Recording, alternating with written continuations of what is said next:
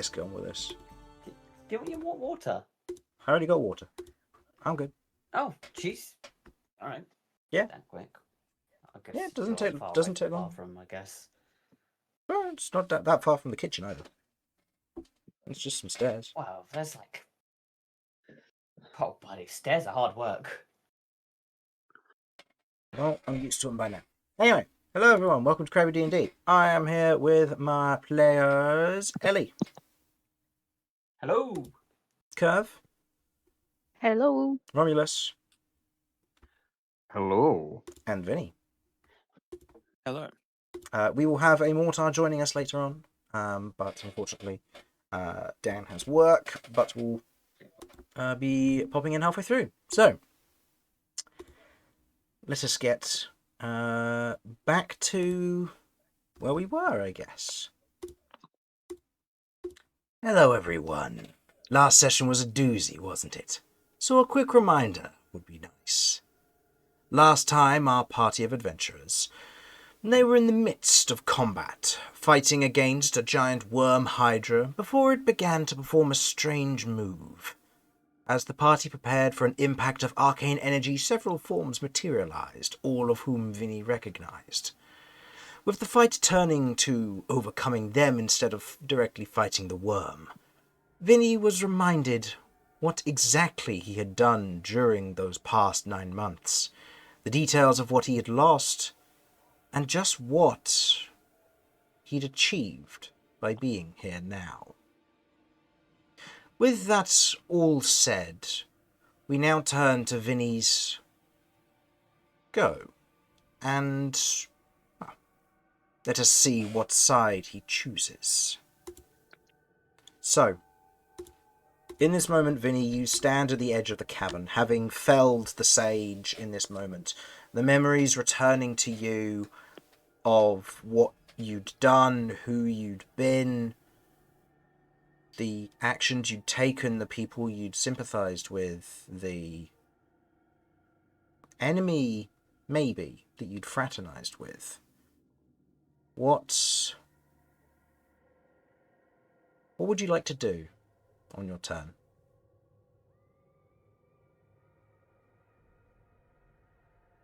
So, 2 questions. Mm-hmm. First of all, how difficult is it to get down from this ledge? It takes 5 feet to get down from the ledge, but you will take the falling damage because you're optionally sliding down a rough surface. It is 2d6 because it is 20 foot high. Alternatively, you can climb down, which will cost you 20 feet of movement.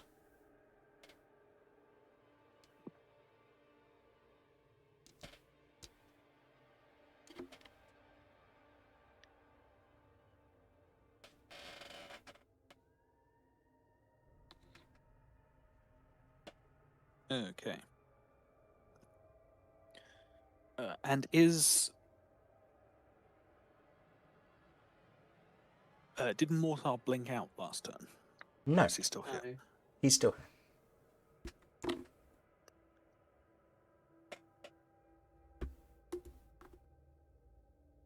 Okay. Are you sure? Yeah, he's still here because I just didn't attack him because I didn't realise. Yeah, he rolled a okay. 2. Fair enough. Yeah, I completely missed it.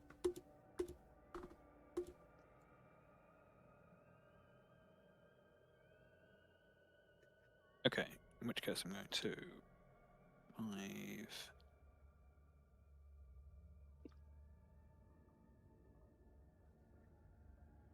So just count the squares as they normally would be, and then you just take the damage when you move over them. I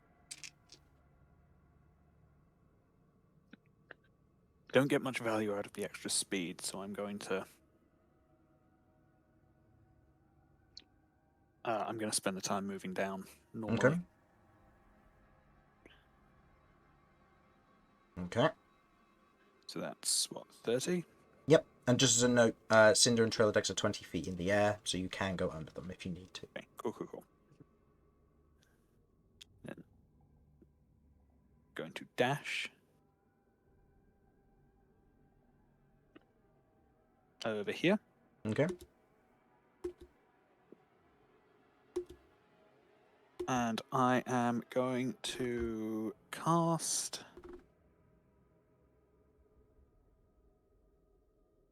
Healing Word at 3rd level. Ah, Okay. thank God. On. On Mortar. Okay, good.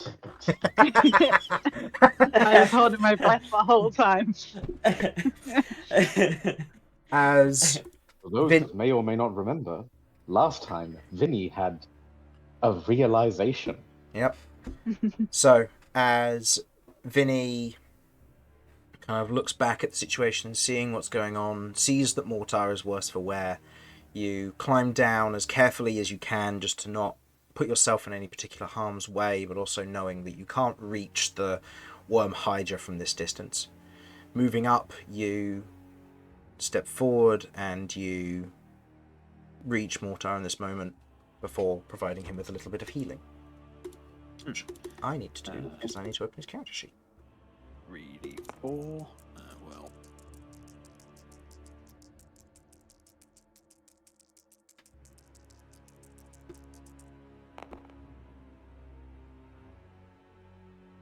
That is 12 hit points. 12 hit points. Wonderful. Nope, he needs to gain the health, not take it. Cool. Okay, he now has 37 hit points left. Hopefully that'll keep him alive. Hopefully so. As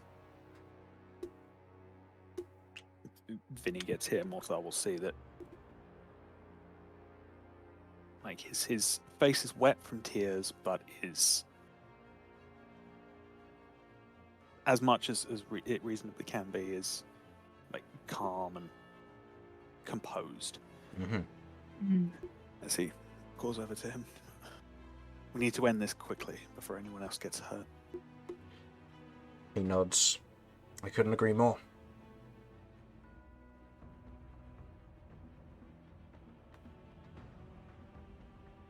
Okay, is that the end of your go? That is my turn, yeah. Okay. The Silver Worm Hydra is going to... Let's see. It's got one head missing at the moment.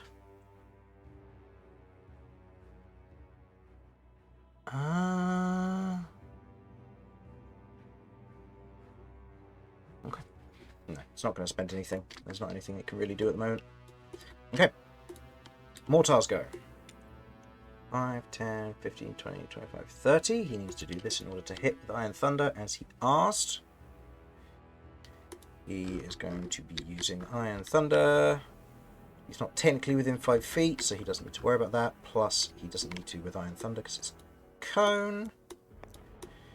2 attacks made with this weapon.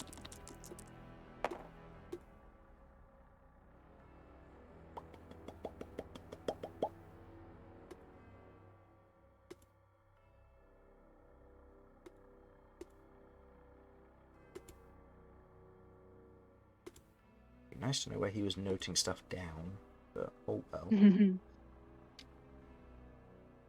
Oh well, never mind. Okay, Iron Thunder has a plus 13 to hit. So, the first one against the main head hits, the one versus the stump.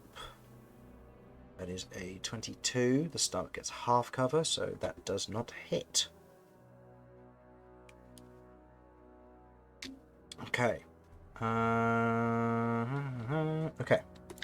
So damage-wise, this does 2d4 plus Branding Smite at 2nd level. How much damage is that? 2d6 radiant damage. He has 3 void charges left. Yeah, he's going to dump him into it because Mortar would. He might do more, but I'm not willing to sacrifice his main actual health to do that. So. Yeah, that's fair. Yeah. I also don't know where he's been noting down the HP he has been taking away from his maximum, because I can't see it anywhere in immediate vicinity, so he's potentially been making note of it elsewhere. Either way, that is 25 plus 6, so that's 31 points of damage to the main head. So it will be losing another head if, or at the end of his go. And then the second shot, this one without any branding smite or anything else. So let's see if it hits the stump. It doesn't hit the stump, but it does hit the main head. So that is 10 points of damage. Okay. As the Silverworm Hydra in this moment looks grievously wounded after taking these 2 heavy shots, the stump, otherwise still there, one of the heads, otherwise burning away, begins to drop and hit the ground next to Mortar as another one forms. And let's see if he blinks. He needs an 11 or higher. No, he doesn't. Well then. Oh. That's a He's shame. in danger. Summer. That's a shame, isn't it? Okay, so it drops to 3 heads. It is going to spend 2 of its instinct to rend. So it makes 2 attacks. One versus Romulus, who I believe you used Reckless last time. Because you were attempting to finish it off. And then the other one versus Mortar. So 1 each. So the one versus Romulus, that is a natural 20. Ooh. Now, hear me out here, Chris. What if it wasn't? Okay. So what reaction would you like Please. to spend? Well, sorry, my thing's taking time to load up. That's all right. I believe since I last used Cloud Rune, have we had a resource regeneration? Yes, Vinny did that. Then I Yeah. believe a Cloud Rune may be in order here. Into what? Well, correct me if I'm wrong. There are 2 Hydra parts currently extant. Severed heads, yeah.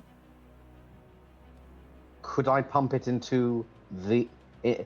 If I do damage to the severed heads, are they going to be like permanently killed, or like what's the situation with that? So is it when better to pump it you- into the main body? So what you've learned so far is that they have a damage threshold. If the damage threshold from overall number of attacks isn't exceeded, they don't die. Otherwise, they have 1 hit point.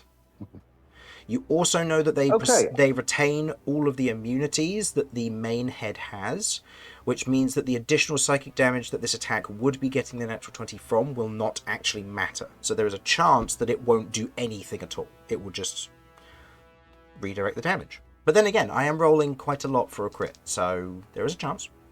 Yeah. I'd rather redirect the damage. So what I'm going to say is pump it into the other head. Okay. Okay, I need to just roll. Yeah, no. Okay, so it is dead. It is going to spend one of its reactions to adapt. And you watch as each of the heads, which are currently active, gain will look to be this ring of giant runes around them. I don't Oh. like that. Oh no. I don't like that at all, in fact. For anyone who knows how the adaptions work, it gets the ability to steal or use certain abilities. It now has the Cloud Rune. It gains a number of reactions equal to the number of heads that it has. It's going to be regenerating up to 5 at the start of next turn. You have to get through 5 Cloud Runes. Jesus Christ. Well, if it's any consolation, it's on low health, so this is the perfect time for me to have used this. I didn't know that was a possibility because I wasn't here when it was using this. No, that's fine. Anything that you hit it with, any abilities you use against it, it can spend a reaction to use its adaptation so that it can gain a likeness ability to it. Oh, it smoked me because it had a Yeah. smite when it It got had- crit, it and had I a just got fucking toasted. It had a 3rd level smite from Kirv, which it just got to steal 3d8 bonus damage on every single head attack, which was insane. Anyway, the attack versus Mortar, well, that misses, I'm pretty sure, because that's only an 18. Never mind! Natural 2s still hit Mortar. Let's go. Oh, Oh, that's right, because he isn't wearing any armor. Right. Okay, never mind. So yeah, anything other than a 1 would hit Mortar still. So, Jesus Christ. Wow. so he has any resistances to psychic damage? I don't know, because I don't know what he has active at the moment. I don't think he has anything active. No. Oh, he has resistance to psychic damage currently noted down, so actually he would. So I will give him back 6 of the 31 damage I did to him just then. So he takes 25 damage, leaving him on 12 hit points. And it now moves to the Hydra's turn. The Hydra regenerates the Hydra regenerates 2 of its heads, along with regaining some instinct, specifically the ones that it just spent. Regaining heads, it regained 2, it heals 20 hit points. So, the Hydra is going to use its Psionic Burst ability. I would like everyone to make me an intelligence saving throw, please. Currently, Intelligence? Traildex and Ellie are the only 2 that are going to be benefiting from Kirv's Aura Protection. Now this is where things could go horribly wrong, because 1, Mortar doesn't have that much health, so he won't survive this if he fails. He will go down. Second, as another note, if you all fail this, I skip all of your goes and come back to its next turn, because you're all phased out. you're evil. Oh yeah, I know. The lair action would happen before that. Yes, but all of you would be phased out, so there wouldn't be any benefit to either of the lair actions taking place. Because you're phased out until the beginning of its next turn. Oh, Jesus Christ. But I can use the one that ends that. Oh, that's true. No, you're right. You are correct. Because I don't think I used that last turn. I'm pretty sure it was... No, it was the other one, so yeah, you would be able to do that. Okay, Mortar got a 2, so he fails. What Ron- save was this again? Intelligence. Oh, I'm so good at that, Chris. Why ever would you choose to do one that I'm so What? good at? Because I felt like it was being a bit mean just to I don't constantly know why attack I'm you as the rolling with tank. advantage. It's the one on the left. Yeah, that's fine. That's how we usually do it when that accidentally happens. God, let me see here. Plus 3, so that's 12. Incredible. Is Kirv in range? No. Nope. No. So that's 12. I got a 12.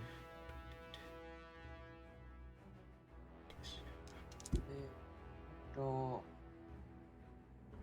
I got a 22. 18.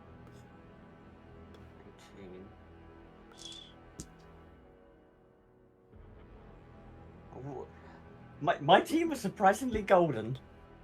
Except for Terrador. Okay, so, what did you get, Romulus? 12. Okay, that's a fail. 44 points of psychic damage, and you are phased out. Oh, Mortar takes 44 points of psychic damage and is phased out. Mortar is unconscious. Oh. Ellie, what did you get? I got 42. You're fine. So you take halves. You take 22 points of psychic damage. Okay. I got 42. Cinder got 18. Terrador got 4. Treladex got 25. Hold on. Run those by me again slower. Right. Cinder got 18. That's a fail. Terrador got 4. That's a fail. Treladex got 25. Treladex succeeds. So Treladex takes 22, half to 11 because of his resistance. Cinder and I also Terrador have both resistance. take. Cinder and Terrador both take 44, and you take 11 as well. So I have. Okay, cool. That's it. I'm good. Okay. Oh, Jesus Christ. Do I Terrible need to header. roll to No, he's see not. if my concentration on shield? Well, let's start with we Shield of Faith, I believe, but also what is your intelligence save total? It's 22. Okay, that's a success. So you take 22 points of psychic damage, halved to 11 because you have resistance. And Vinny. It was a 10. Okay, you take 44 points of psychic damage and are phased out. From him, so he's currently got 20. Okay, and Carvern failed as well and takes 44 points of psychic damage, which knocks Carvern out. 11, How much damage did I take total? You failed, so 44. And that's psychic, right? Yeah, correct. Do I have resistance to psychic currently, though, don't I? Not from anything, no. Why not? No, Cerebral Bastion only No. lasts until your next turn, and Mortar didn't have the ability to Ah. re-up it. Ah, dick. Well, I know what I'm doing with my next turn. Okay. If I get one. Yeah, I'm sure you will. Oh, God. Okay. So, Romulus... Vinny, unphase us, please. Well, first things first. That was its psionic burst. So it has used its psionic burst, which means it can make at most one more attack. But more importantly, it gets to use its full movement without worrying about Romulus. So 20 feet down. So then 5, 10, 15, 20, 25, 30, 35, 40. It will prop itself up against the wall and within range to hit both Kirv and Ellie and Trilodex.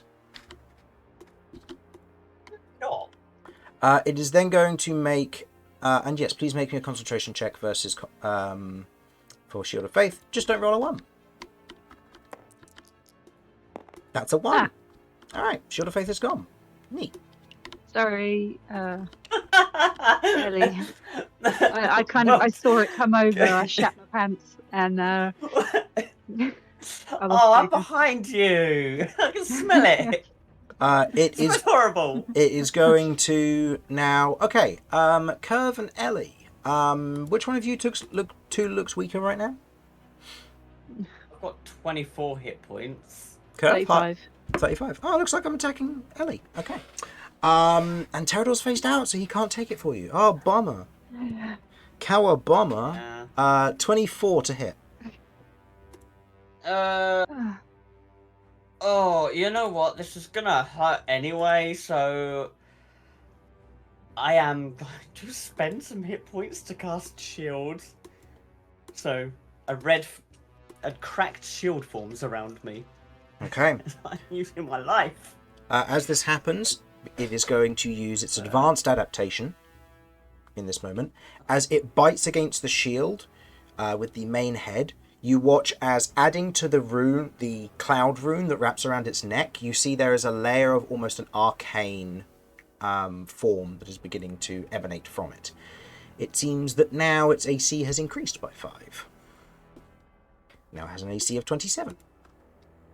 Oh, What adaptations has the damn thing got? Well, previously it could only adapt to one thing at a time. Because it is now on death's door, it has the ability to adapt to up to 3 things at a time. How long do the adaptations last, by the way? They last until it absorbs a new one, or it reaches the source of its, the end of the source's next go. So, in this case, I've mostly been refreshing it multiple times around, because it only lasts 1 round of combat, effectively. So once it gets to the end of Romulus's go, it loses its Cloud Rune ability. But it will maintain its Shield Rune until its next go, because that's when it gained it from Ellie. Okay, it is now its lair action, and it is going to invoke Bad Memory. So, everyone who is currently on the field, so Ellie, Kirv, and Trilodex, please make me wisdom saving throws.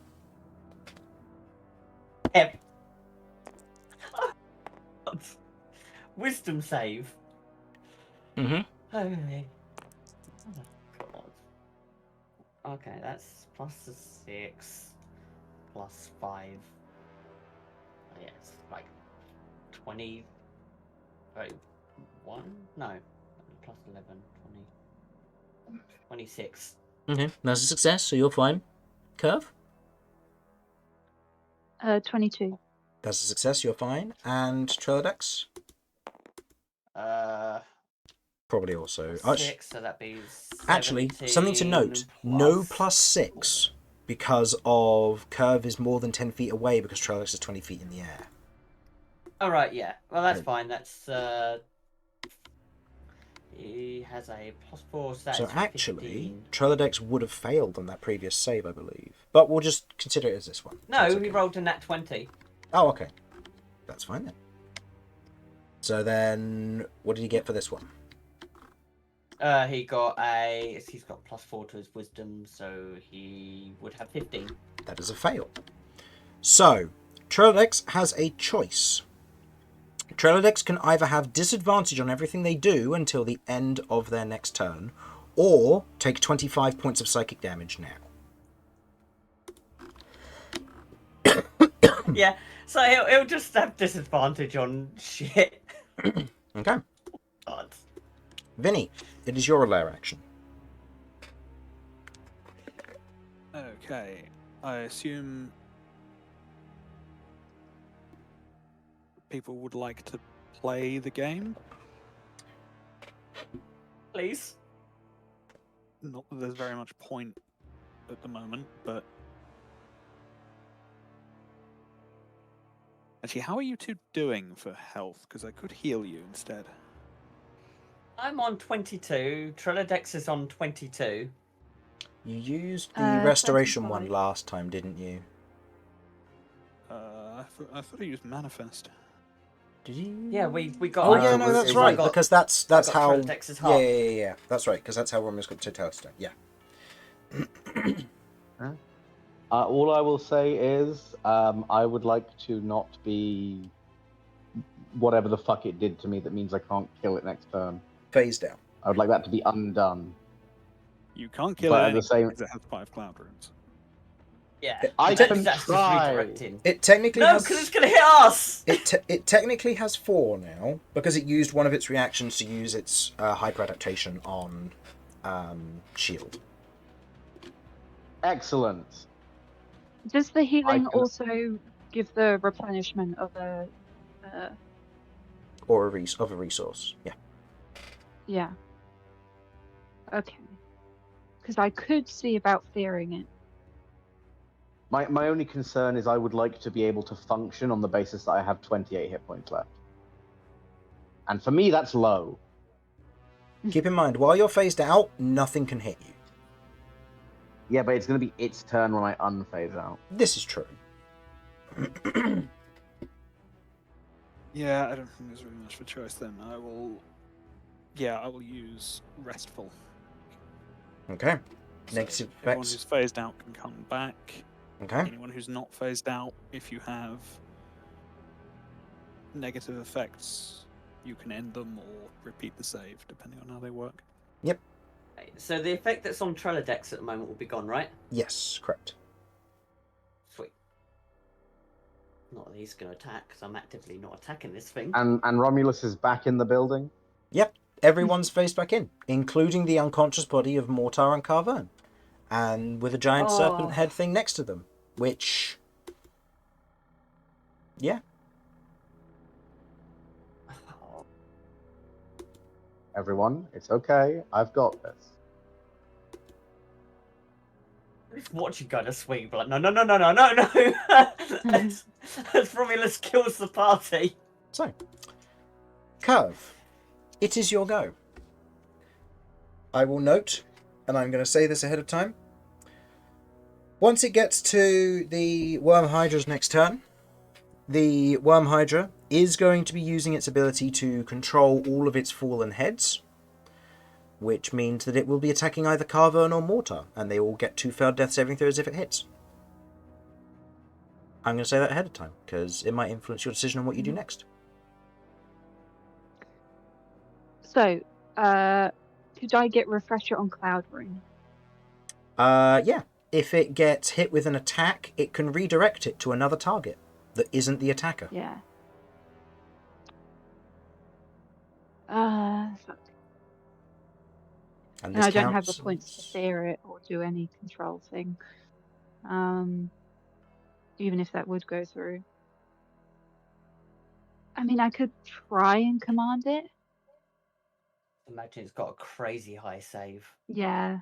Depends on what command comes under. Does command come under a fear or a charm or anything like that?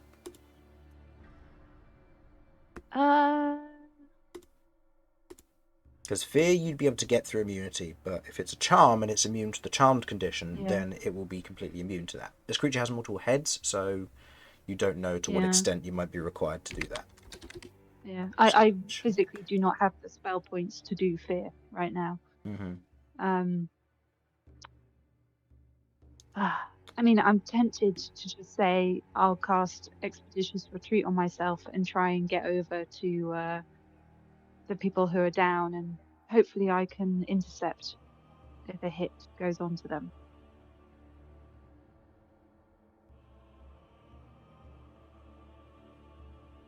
Because I'm not quite sure what else I'm able to do right now that isn't going to cause more harm than good. Shoot the heads?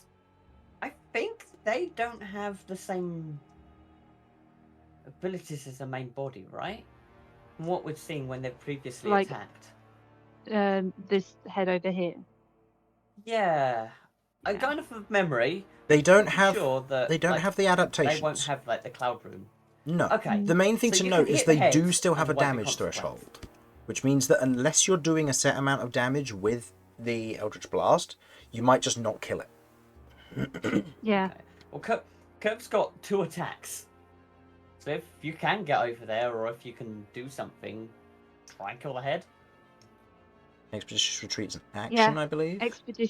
No, Expedition, that is a bonus action. It's a bonus action, okay. Which would leave Yeah. you with 2 actions. Yeah. Yeah, I think I'm going to try that.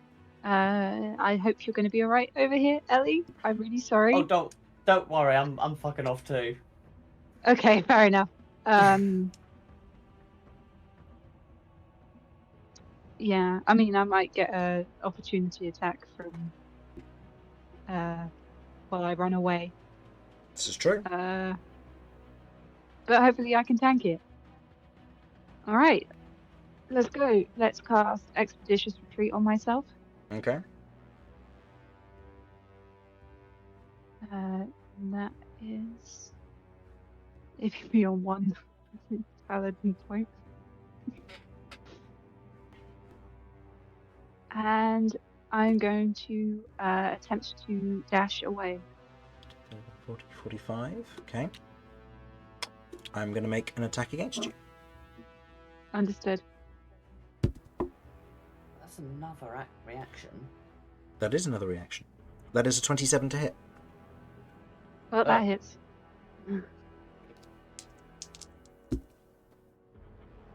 That is ass. Why Yes. did you do this to me? That is We 11 love points ass, of come on. That is 11 points of piercing damage.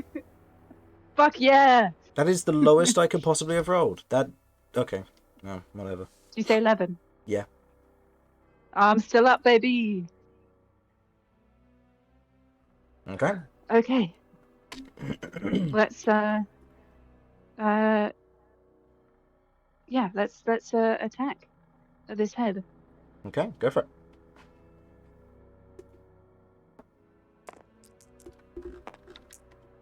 That's a fucking nat 20. Okay. So let's roll that damage and see what you can get.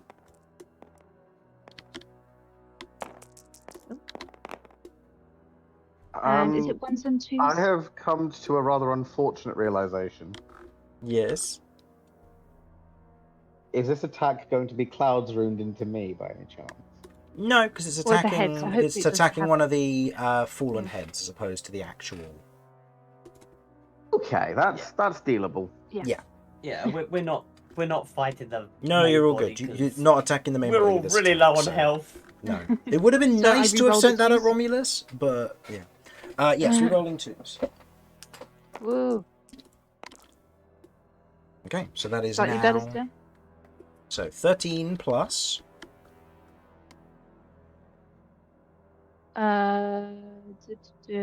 Plus 7 slashing.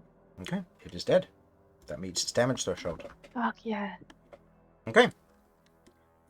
So, do you wish to spend your second attack attacking Mortar?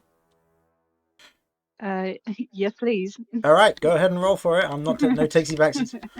All right. I attack him with a healing potion. I'm gonna try and drown him with it. Bang! Yes, Smash I it can onto do his that right. head. No. So Use an action to try and stabilize him. she's used her action to make an attack. The second attack cannot be She's got used two to ac- stabilize. Oh, Blood Rush. Right. She's got two. Yeah, she's got 2 actions. Yeah. Mhm. Yeah. So if you want to Yeah. try and stabilize him, it will be a medicine check. It's the best I can do.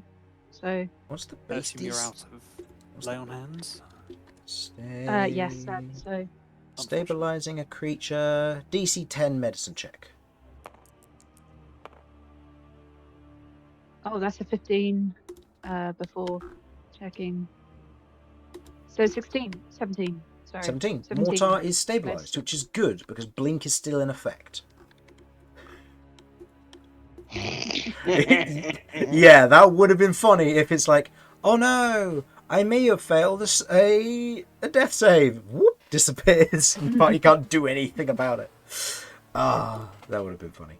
Anyway, I think Kirv just says, "Don't you dare, you bastard." okay. She shakes him back awake. Well, he's not awake. He's just on 0. So he's not going to make any death saves. He wakes up Okay, in, sorry. roll me a d4. Roll you a d4. Yeah. Oh, it's a 1. Okay. Fuck, which one's the d4? Oh, thank you. He'll wake up in 3 3. hours. Okay. Yep, without healing, he'll wake up in 3 hours. End of Kirv's go. The Hydra is going to use Rend as some of its instinct, so it will make an attack against each creature it can reach within 15 feet. 1 to Traildex, 1 to Ellie. What One- a dick. 1 to Ellie is a 28 to hit, It's terrible. Take it. and Traildex is also a 28 to hit. Also, it's. Okay. Ellie takes slightly better rolls. Takes 17 points of piercing damage. Oh god, Trendix is on 3 hit points. That was to you. Pterodor's on 3 hit points. Pterodor's on 3 Yeah. points. Okay, yeah. Pterodor's on hit. Treladex takes 23 points of piercing damage. That was a better roll. Yeah, you just met his health. He's gone. Okay. Oh no, Treladex can go up here because he hasn't been decimated. Okay. Okay, Ellie, it is now your go. Okay, I'm going to first action disengage. Oh no.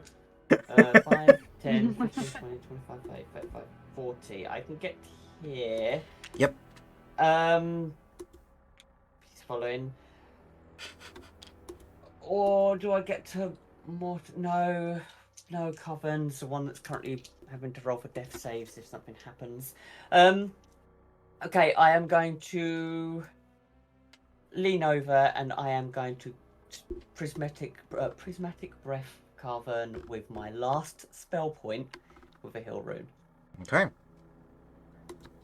Go for it. So 3d10 damage and a 3d10, 3d10, 3d10, 3d10.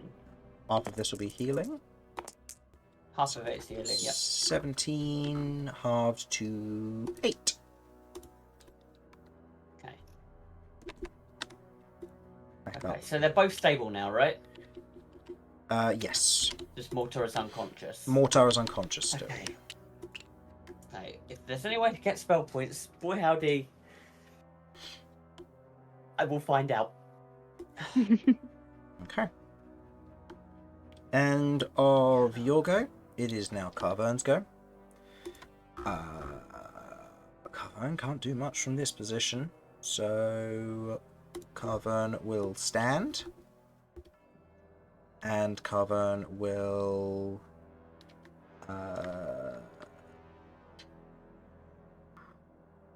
Carvern doesn't have any items on them other than the Stalker Blades, so she could stab Mortar. But otherwise can't do a whole lot. So Chris, as I forgot to say, Cinder is holding her action, so if all the reactions are burnt, she will attack. Could Carvern stay further away if possible? yeah, if you want to have that be basically something you shout, just don't come near. Because That would be real helpful, yeah. I just wanted to keep her within the 10 foot of Kirv, while also potentially getting in shielding a bit. That's super fair, but I would like as many things 30 feet or more away from this thing. Understood. In which case she will remain there. So 5, So, 10, hey, 15, can 20, Cinder- 25. Can Cinder die at all? Do you mind if Cinder dies? Cinder, I'm running out of elementals. What's Cinder's Well, range? yes. Cinder's range, she's got 60 foot range. So she could back off and then hold the action. But that would cost Yeah, your bonus action to give that direct command. Is that an issue based on what you previously just did? I haven't done anything with a bonus action. Then you're all good. That's it. Okay, what was movement? Sorry, So in that I case, should have. Cinder I will be above. only clocked just now that There it you was go. useful to do Okay. that, because if there's nothing else within 30 feet, then it can't use Cloud Room. Ah, okay. Alright, cool. As soon as its reactions are burnt, Cinder will be attacking. Okay. Hi, Dan. Okay. With that being the case, Okay. oh, did Dan just leave again? No, he's still there on he's mine. here, but he's not talking. He might just be listening in and getting to his Ah, computer. okay. Fair enough. Okay.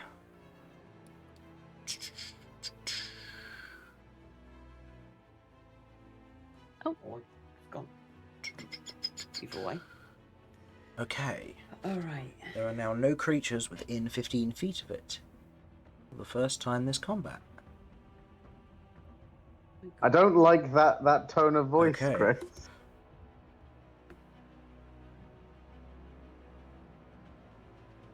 Okay, so.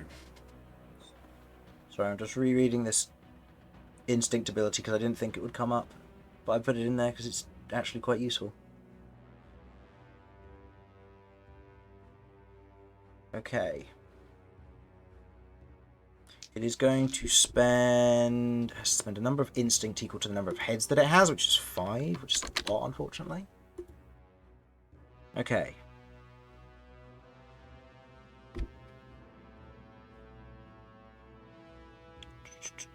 Okay, so while there are no creatures within 15 feet of it, the Silverworm Hydra can teleport itself to the nearest enemy that is within range of.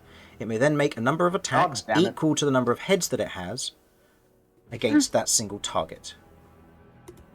So, Hey, everyone, I might go down here. 5 attacks versus Nice to know you, Romulus. Romulus. This would all be happening before Carvern's go. So notably, this means Carvern Wait, could I potentially do I thought we killed the heads. Like I thought it was only. They regroup, It's got 5. We've chopped 2 off. and then they regroup. Oh, has it regrown them? Yeah, it's had its turn since. That. Oh. Wait, then how do you get rid of the heads permanently? You don't. You don't. You This is why attack. we've been hating this. You attack the stumps in order to stop them from regenerating. But Mortar made his 2 attacks against them, but unfortunately missed both of the ones versus the stumps. God damn it. Damn it.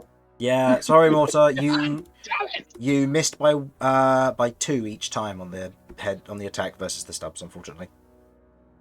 Okay, so I've had my turn. My reaction is back. Is Romulus within? You're unconscious. You're unconscious. You unfortunately failed. You unfortunately failed the blink. Got a 2 on your intelligence save and took 44 points of psychic That damage. tracks. And then you went down. Yeah, so that you went tracks. down to 0. And yeah, so you're unconscious, but you've been stabilized by Kirv, so you'll be awake in 3 hours. Oh, love does exist. So, with this, Alright. so with the use of this ability, it makes 5 attacks versus Romulus. Romulus, you have a Sentinel ward, so keep that in mind. That is currently increasing your AC. Plus, it gives you the ability to negate one of these. No, that's just a reaction, isn't it, Ellie? For Sentinel ward. Well, yeah, Sentinel Ward is a reaction. You can burn a reaction to burn Okay. one form of Carvern damage. would still be prone, but 5, 10, 15, 20, 25, 30. She can reduce one of these hits by 2d6. That is one thing that she can do. So, Okay. with that, and this is all before Carvern's go, because this would have technically happened at the end of Ellie's go, given we retconned moving Cinder and stuff. So, the first of 5 attacks. That is a natural 20. Oh. Well, that's not ideal. But because it has more than 3 heads, it isn't doing psychic damage. It's just doing piercing damage. Okay. Oh yeah, I think that's something we So- forgot to mention to you, Harlan. The boss gets stronger when it loses its heads. Yes. Yeah. Yeah. Incredible. Yeah. So as it loses its head, it gets basically once it hits 3 heads, it gets an additional 2d10 psychic damage onto all of its attacks because it makes less of them. But then once it's got 1 head, it becomes vulnerable to all damage, and then it adds an additional 4 dice to all of its abilities, with the exception of its Maw attack, which stays the same. Well, joke's on you, Chris.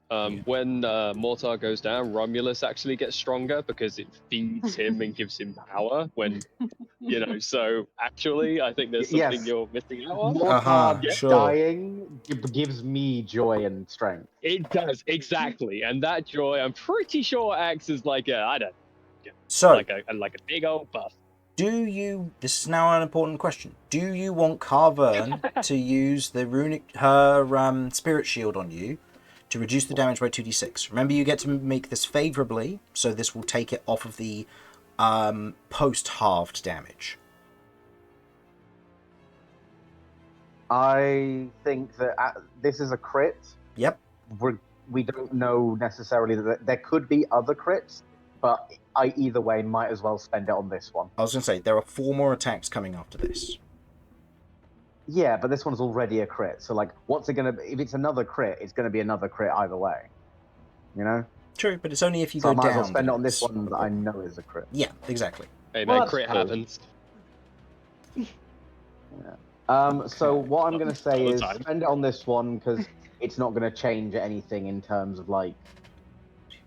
If I get hit by another crit, it has the potential to do the Yeah. same amount of damage.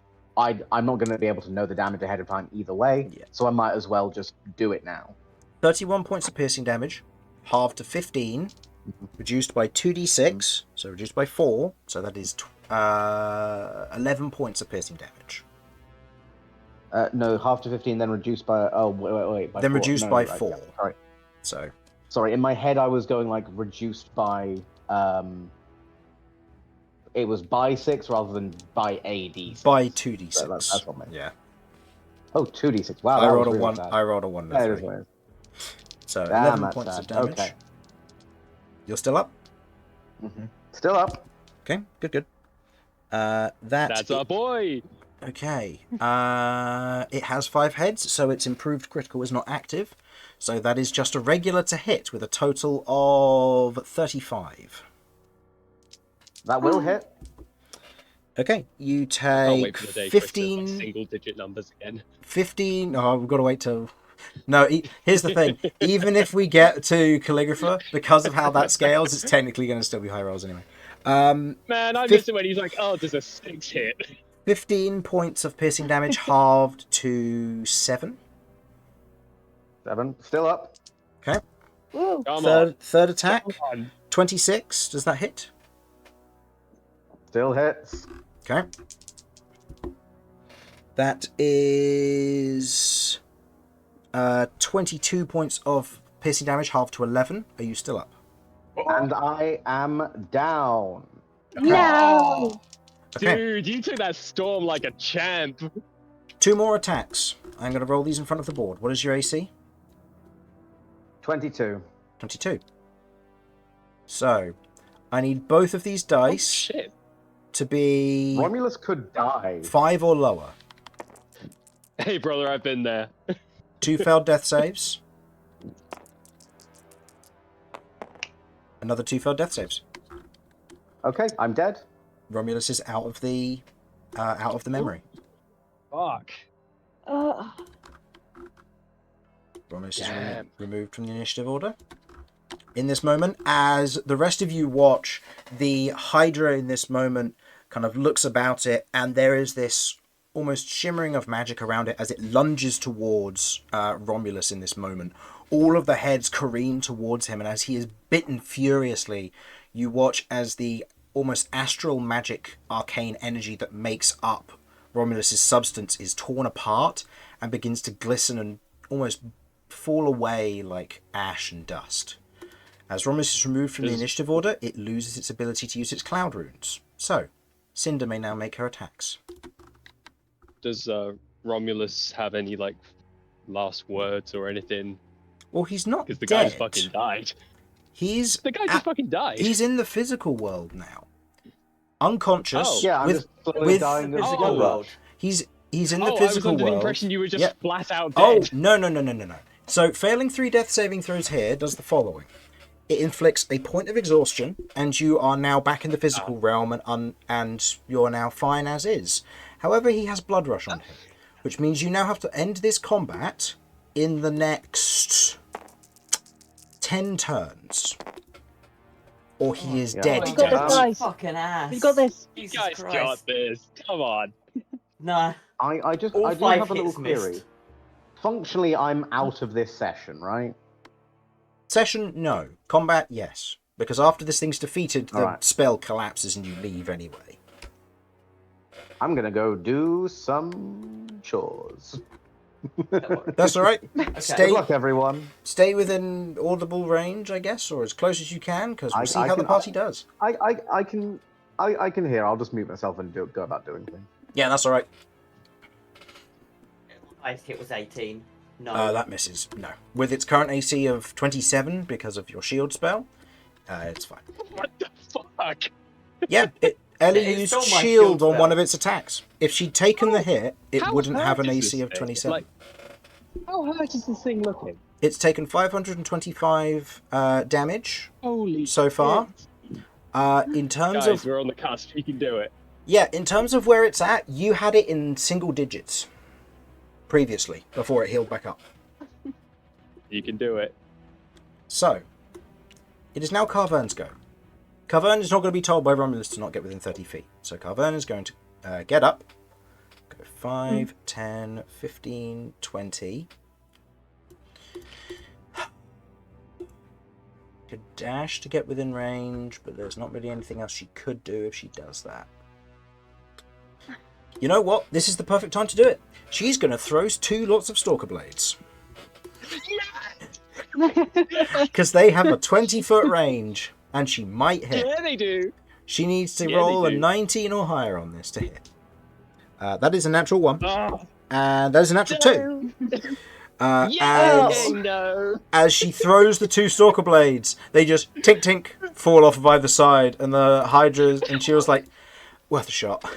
But Mortar didn't see, so it's okay don't because need he's to unconscious. You don't need to give this guy a cloud rune. We're all just too inept to hit the damn thing. Alright, that is the end of Carvern's go. Vinny, you're up. You see that this thing is currently banded in arcane shielding, provided that it seems to have stolen from Ellie. In this moment, you can see that Terrador's nearly down, Cinder's badly hurt, Mortar is unconscious, Romulus is gone, Carvern's on single digits. It's all looking like a mess. But it also looks like a mess. If you can land a hit against it, there is a high possibility that with your sneak attack, you could down it and deal with it.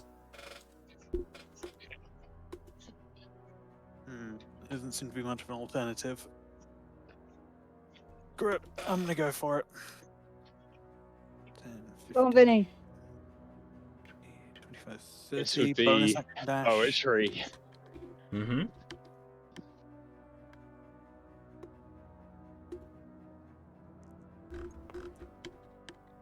Okay. Okay, yep, there are no other enemies within 10 feet of me, so Nope. One attack. sneak attack applies. You're going against an AC of 27. Come on, you got this. Only big numbers in this house.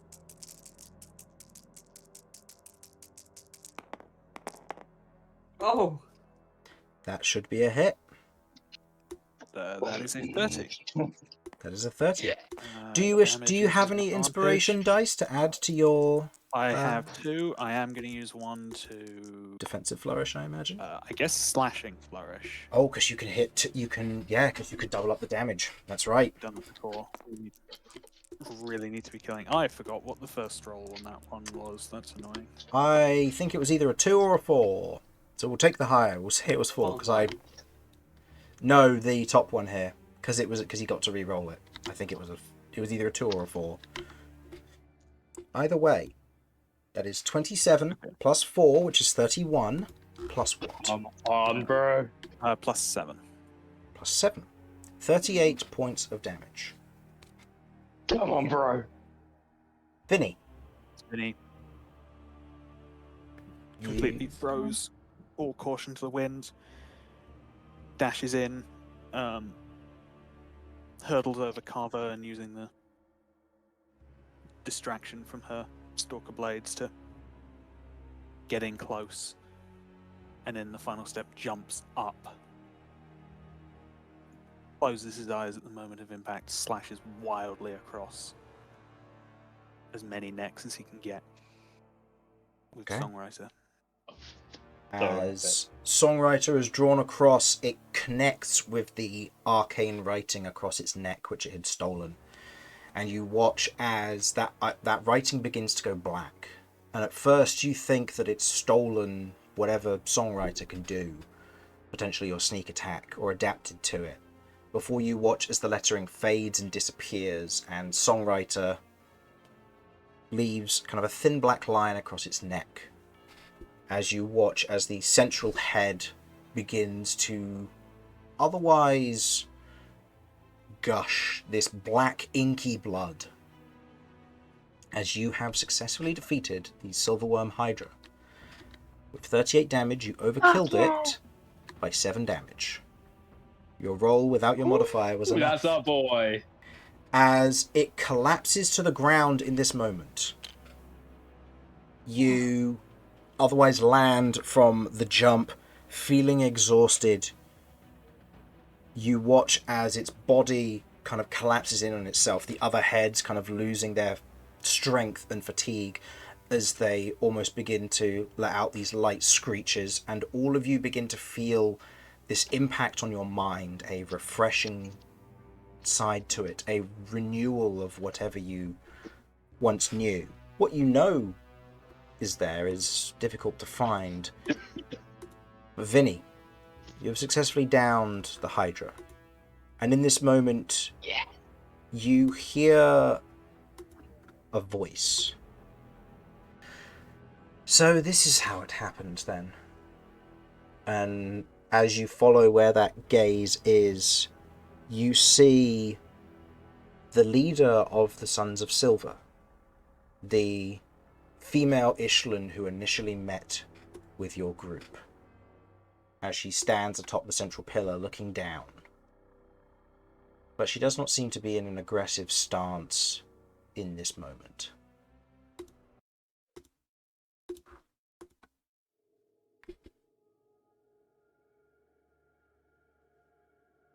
It all begins to make sense now.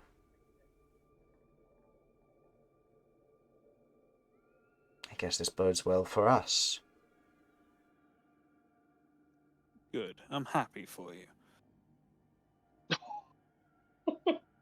You should be. So cold. You used to believe in what we stood for, But something changed.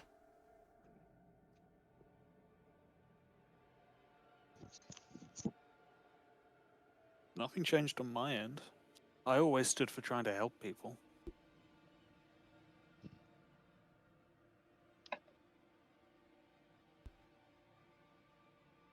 I suppose. What is it you really think the Sovereign, or whatever it is you want to call them, will do for vulnerable people? Will actually do to help them, not just itself. He'll give them a new world.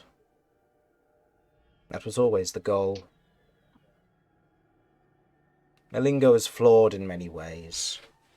The justice of what its gods and people, great beings and deities, all of them are flawed in some fashion or another. Just people. He is as well. But it's one we can get behind. One that we can understand.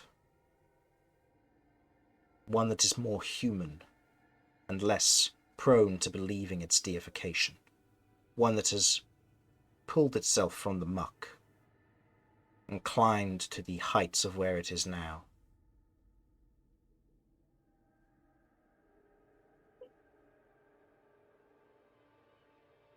I owe it, and it has brought all of this about. I guess you'll get to see that soon. I do look forward to our reunion again. Cassius was anxious to meet you once what had taken place at the manor was concluded.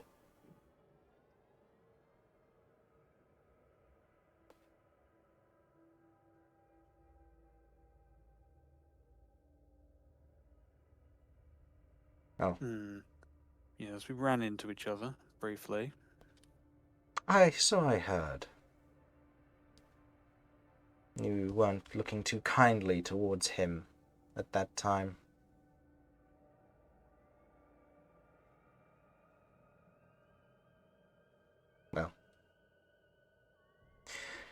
Well, it makes more sense now and bodes well for me. I will leave you all to the rest of your time here. Enjoy. And as she turns, you watch as there's almost this just subtle, almost mirage effect as pieces of her begin to break away. And you begin to hear the cracking of the crystal around you as the spell begins to collapse in on itself. Ellie, go ahead and roll me... How many people are there in here? 1, 2, 3, 4, 5, 6, 7. Go ahead and roll me 7 d20s, please. Any of them that is a 7 or below will trigger wild magic. Oh, fuck me. How about, let's not? Nah, it's more fun this way. 1, yeah, I mean, 2, 2. 2. Okay, go ahead and roll me the first D100 for me, please, if you don't mind. D100. 19. Okay. Let me double check the area of effect of this one. Oh, come on. It's not an 8. How many of us turn into sheep? Oh, God. So I need to quickly check, because this counts as a 7th level with no modifications. So I just need to make sure that's not changing. Wow. Well, this is the conclusion of the Dream of the Blue Veil spell, which doesn't trigger at the beginning, it triggers at the end. But because Romulus was forcibly removed, that's one less person you need to worry about. Everyone within a 20-foot radius of you.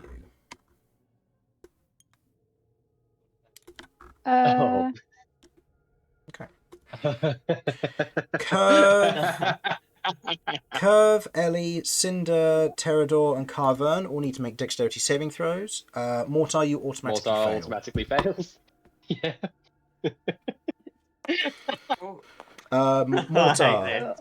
Mortar, please note 1 failed death save on your character. It's not 2 because it's not a melee attack, so it's just the 1 fail. But remember, these fails are sticky, Yatta. so they will stick around until your next short or long rest. Bro, so sticky. And what is your spell save DC, Ellie? My spell save DC is, I think, 19. 19. Okay, that Thanks. is a success to Carburn. So Carburn is going to take half damage from this. Do I get effect of the aura? Yes. Okay, cool. Cinder doesn't, because Cinder's 20 feet up. That's I don't know. fine. I'm not sure I consider you an ally right now. Can I I make mean- the wild magic particularly hostile to one person in the party, possibly? No. I've already failed. I've already failed. I got 12. Man. Okay. This is just pure anonymity on Ellie's part. The Dwarves Curve just looks directly at Kirv. Okay. So. Mouths, you had this coming. Okay. Oh. Dex. 3, 16, so that costs 12, 20, 26. Cinder got So Coven takes. 19. She has 8 hit points available to her. She's down. 6. Hey, join us. Well, it's fine, because she'll be leaving the vision anyway. It's just if she has any sticky death saves that will carry over. Otherwise, you guys will basically just be entering back into the ritual chamber and going from there.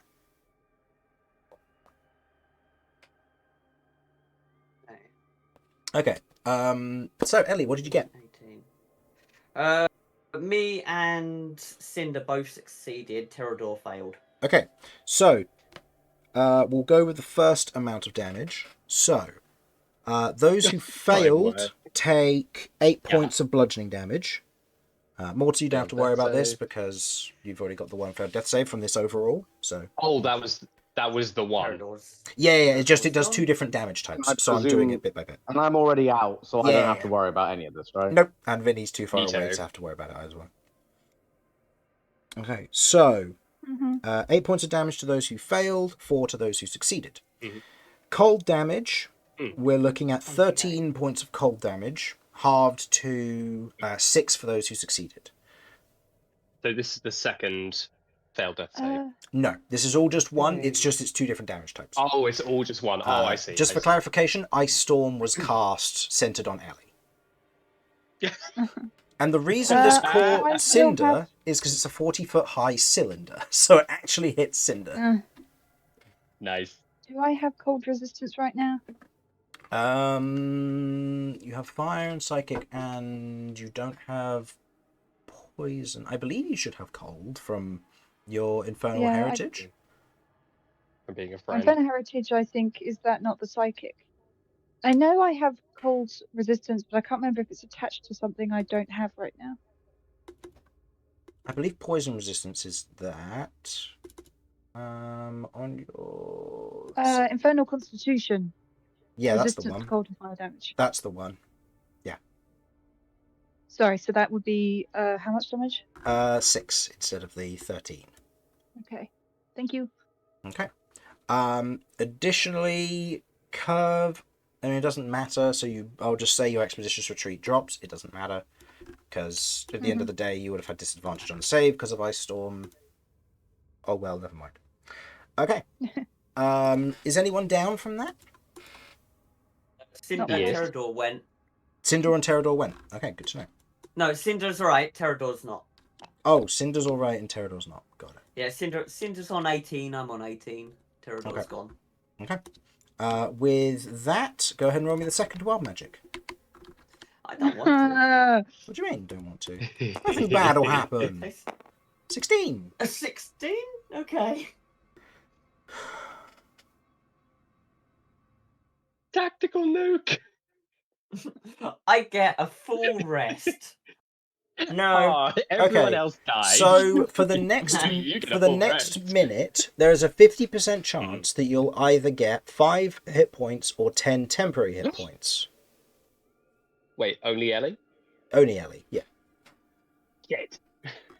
So in other Okay. words, Ellie has an extra little bit to buffer for the next minute, but that doesn't matter because you all leave the spell in this moment. As you all Nice. feel the spell fold and crumble as you are relieved from Vinny's mind in this moment. You return back to the large ritual chamber. You see Romulus is on the floor, unconscious. You see Mortar is on the floor, unconscious. You see Carvern is on the floor, unconscious.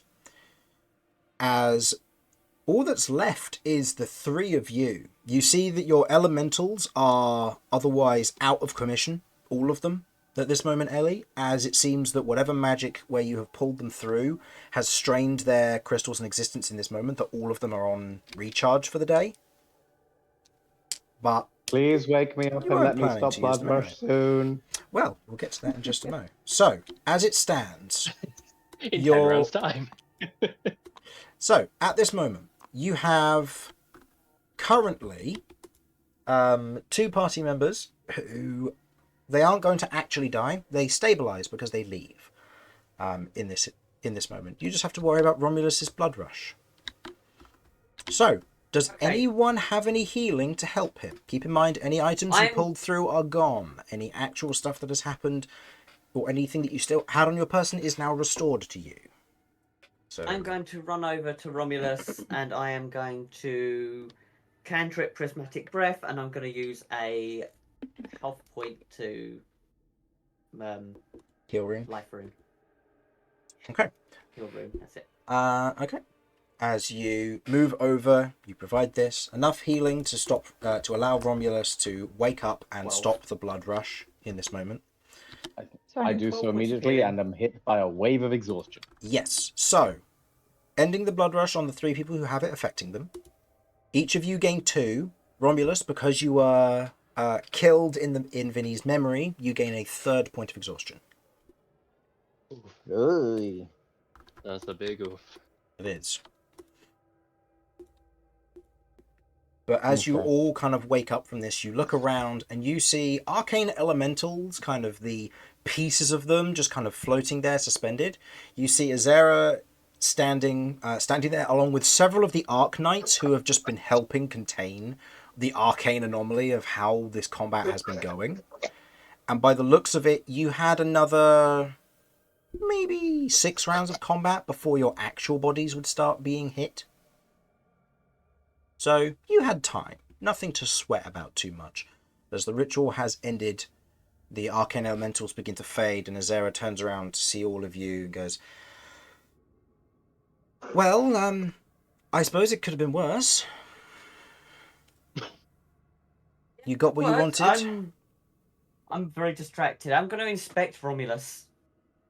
Is the corruption bad? What's going on with that? So, as a reminder, and because Romulus, you weren't here, your corruption has proceeded to corrupted 2.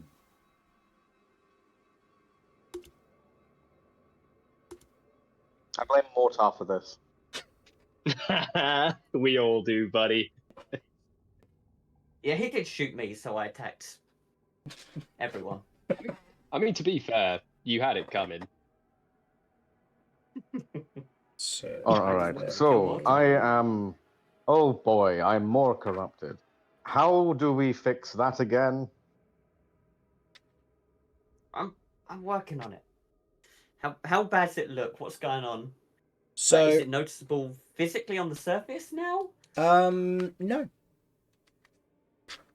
No, there's no physical change from what you can see. Okay.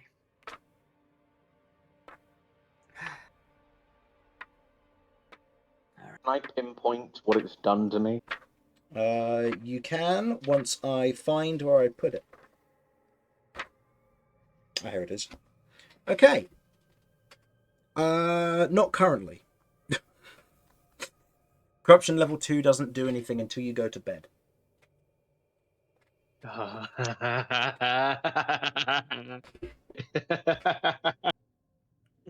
Oh boy, that's ominous. Oh, buddy. That's ominous. Well, convenient enough, I'm very exhausted, so I think Romulus would be going like, all right, where can I fall asleep? And also, does anyone have any get rid of magical exhaustion magic? Azera looks to you and just goes, I don't have anything of that sort. if you're looking for a place to sleep, you're always welcome to stay at mine. You know where everything is. You can get there fairly easily just by going through the door. If you're looking for any assistance in that regard, you could possibly ask the architect. Otherwise, I'd recommend maybe go to the bathhouses tomorrow morning. They're usually quite relaxing. I like this idea. Thank you very much, Azira. As ever, lovely to see you. Good. I'm going to go Yes. sleep. If anyone wishes to interrupt me, please don't hesitate to ask.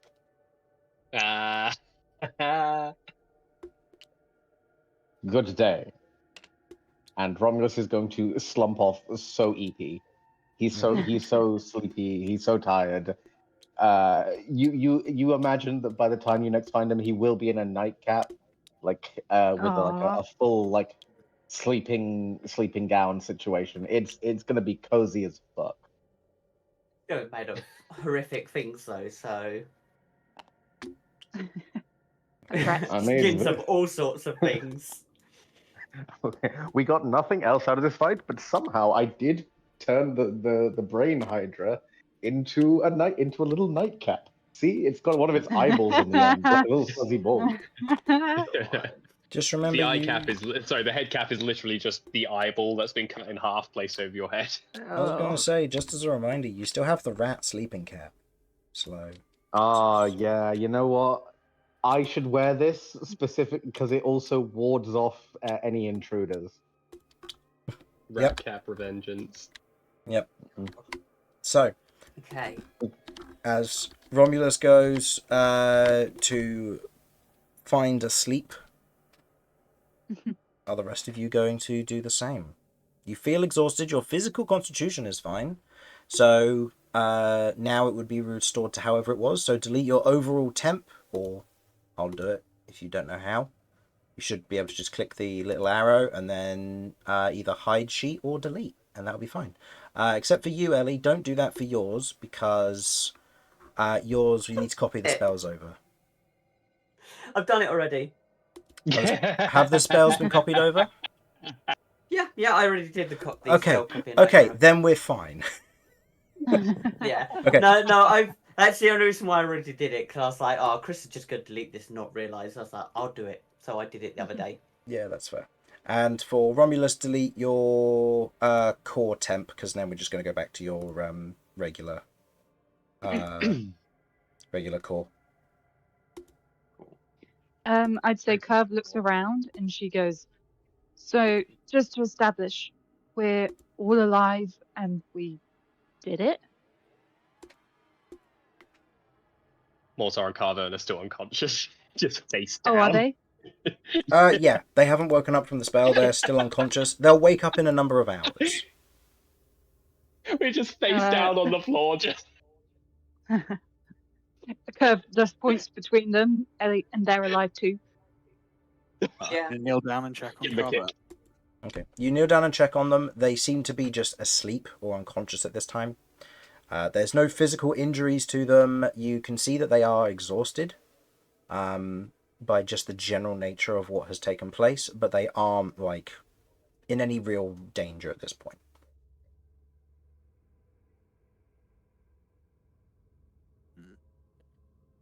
They'll be fine. You could do- I don't really want to move them at the moment, but as soon as they're recovered enough to wake up, we'll get them to somewhere they can sleep properly. I can help with moving them if you want. We can move them to the beds at my place, if that helps.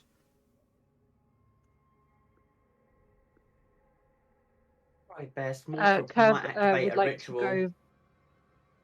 Sorry, go on. That's probably best. Last thing we want to do is leave Mortar in the ritual chamber.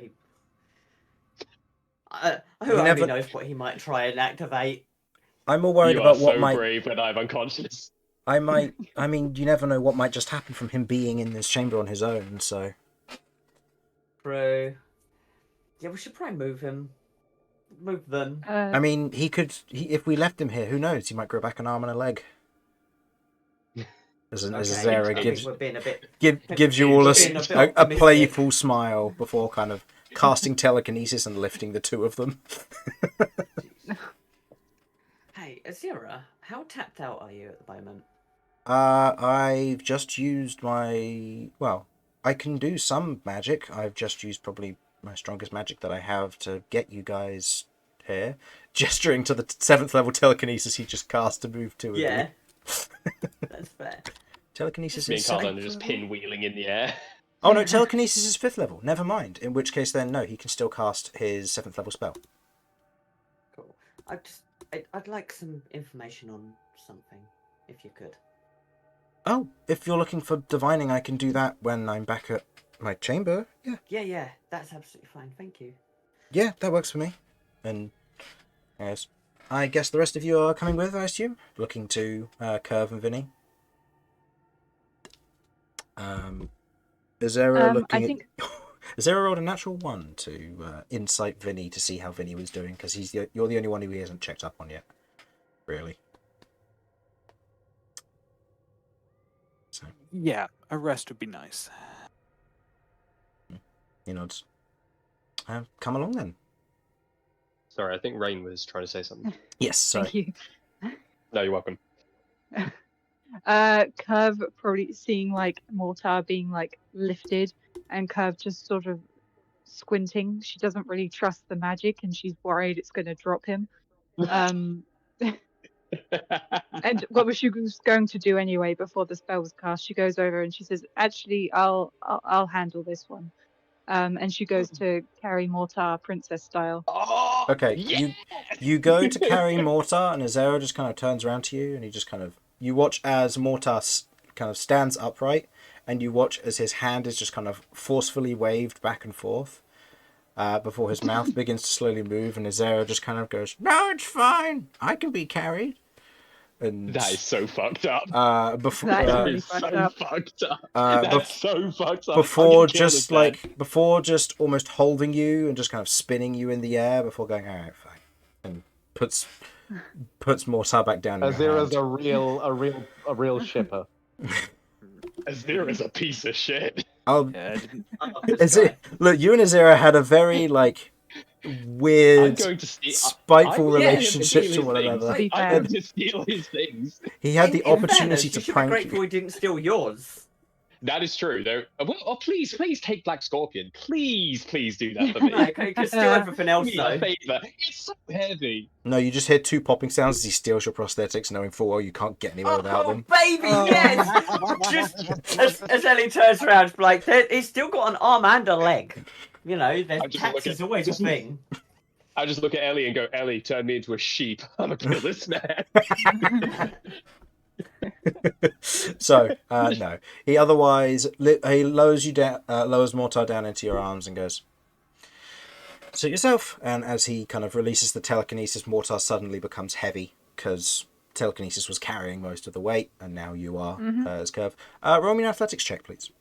No, I was With hoping 2 you points of wouldn't ask exhaustion, that. baby. I was hoping you wouldn't ask that. Yeah, so roll it with disadvantage because you have 2 points of exhaustion. Shit. Oh, no. Sorry. Am I gonna kill Mortar? Look, if you That'd be funny. drop him on his head, I'll remove 1 more of his intelligence. It won't affect him statistically, but it'll be funny. Oh wow, with disadvantage. You didn't even need the disadvantage. No. What did you get? Yikes. That was a 2 and a 2. 3. So a natural 2 So that's a plus what? failed death save, right? Agility. Athletics. Oh, athletics, sorry. That's plus 1. Minus for you. So a 3. A 3? So is that a failed death save?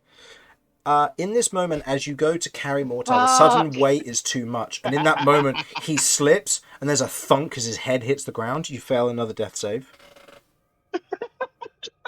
Well, actually, no, because your mental form had the death saves. So your death saves will be reset back to 0. So you've got 1 failed death save currently. Oh, okay. As you were dropped on your head by Kirv.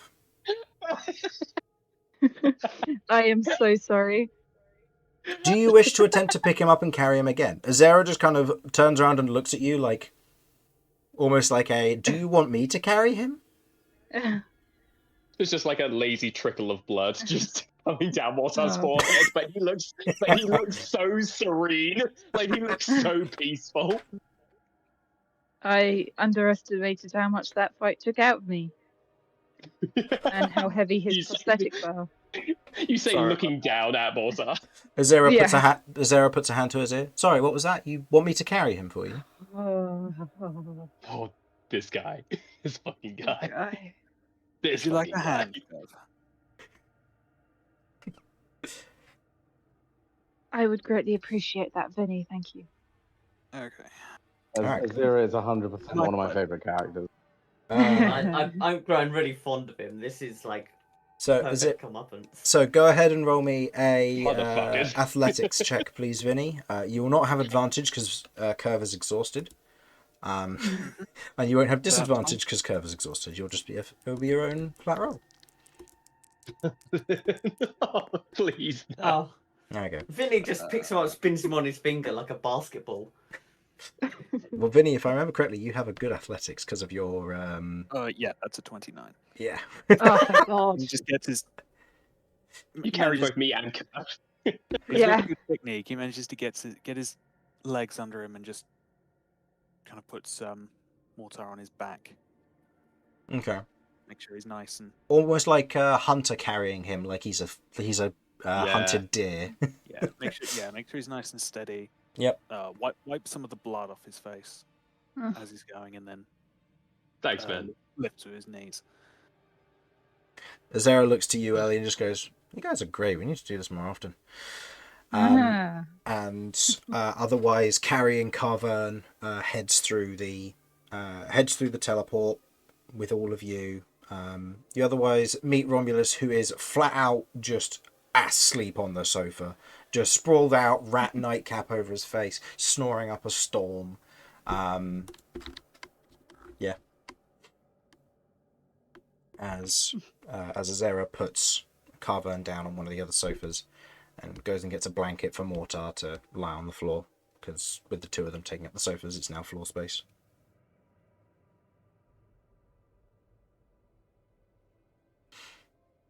So, I guess Kirv and Ellie and Vinny, are you going to be resting, or is there anything in particular you'd like to do while the rest of your party is asleep?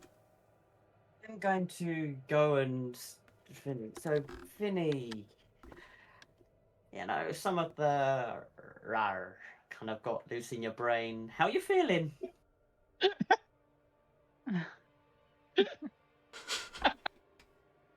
Oh, you mean the corruption? Yeah, that.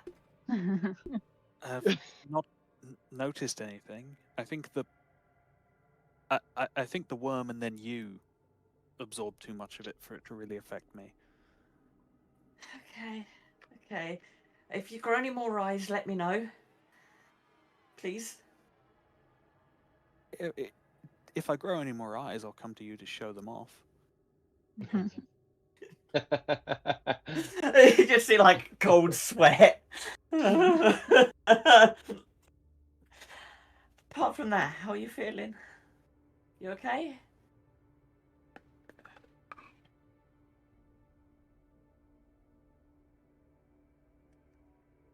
No, not really, but it'll be fine.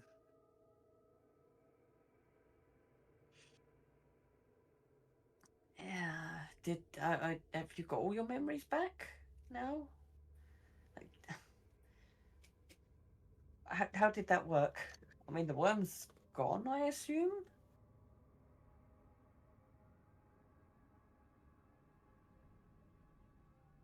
I believe so. As ironic as it is to say this now, my memory was never the greatest at the best of times. But I think I've got all the essentials. Okay. Well, that was hard work, but a success. So, still got the heist to do. Oh, we really need Oh. that cage, by the way. Okay, has there been a development? Oh, it turned out there was another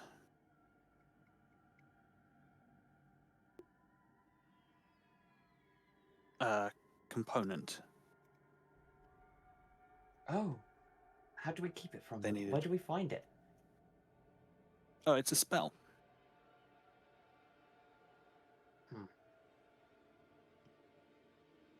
Okay. Do you know what So- spell? It's a particular one that's used to travel between different realms. Mm. Places you can't normally reach by conventional means.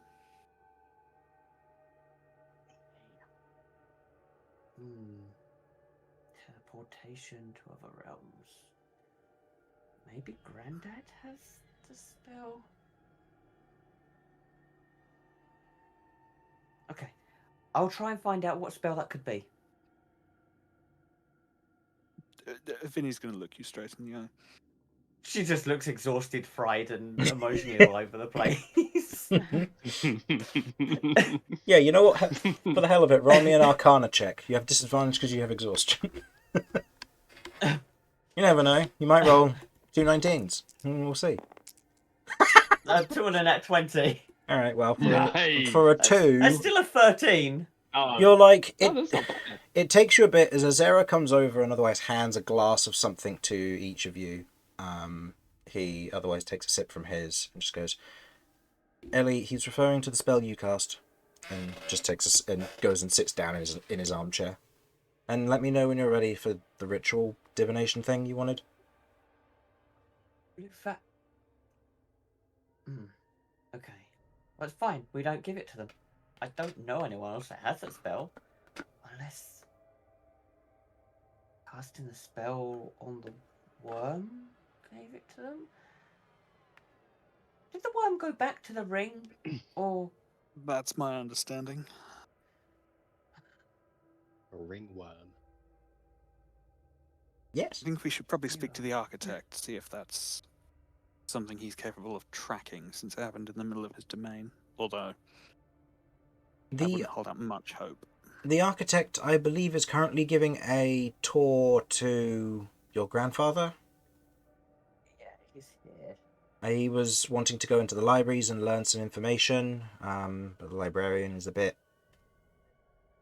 eclectic about books going missing, so it's been an interesting thing watching the architect and the librarian otherwise discuss. Can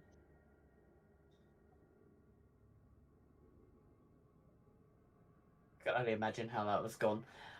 Hey, he's here too. And there's books. Oh, why didn't I go to the books? Besides the point, I'm so tired. Yeah, the casting of the divination thing. I'm good whenever you are. And then I want to go to sleep. Also, All right, keep an eye on him. Gesturing to Romulus. I'll do the best that I can. And you watch as he looks up, and he almost like twirls his finger in the air, and there's a small puff of almost smoke. And you watch as this eyeball with wings and a long kind of almost feline tail just appears. And he just kind of goes, keep an eye on him. And there's almost this high-pitched squeaking sound as Azera's familiar is now just hovering like 5 feet above Romulus. I'm also going to get Jeff to watch him. Let me know if anything happens. I don't hold high hopes, but...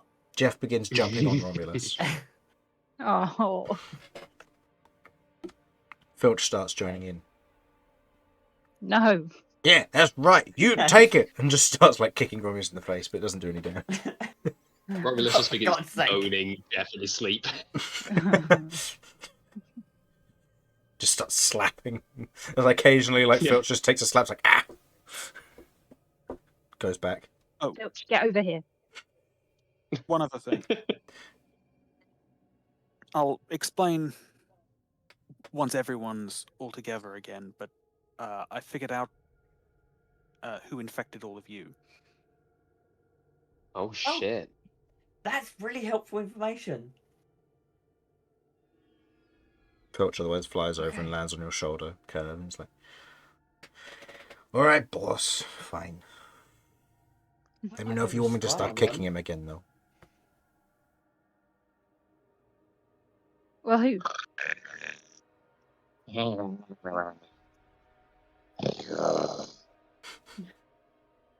dear. One of See, them he nights. didn't even notice. It's fine. Vinny?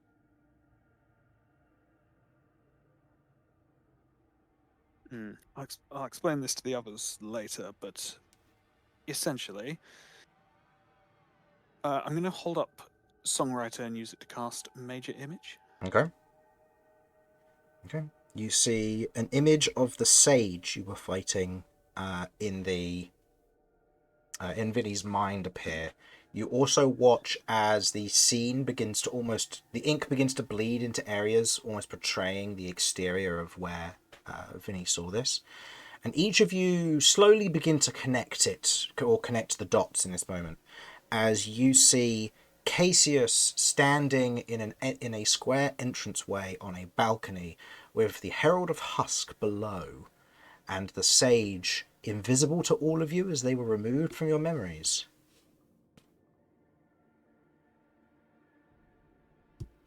Bastards. And in that moment, as you're kind of standing there looking at this image, oh yeah, they were there. Wait, you guys couldn't see them? Kirv just puts her hand over her eyes. No, seriously, you guys couldn't see her.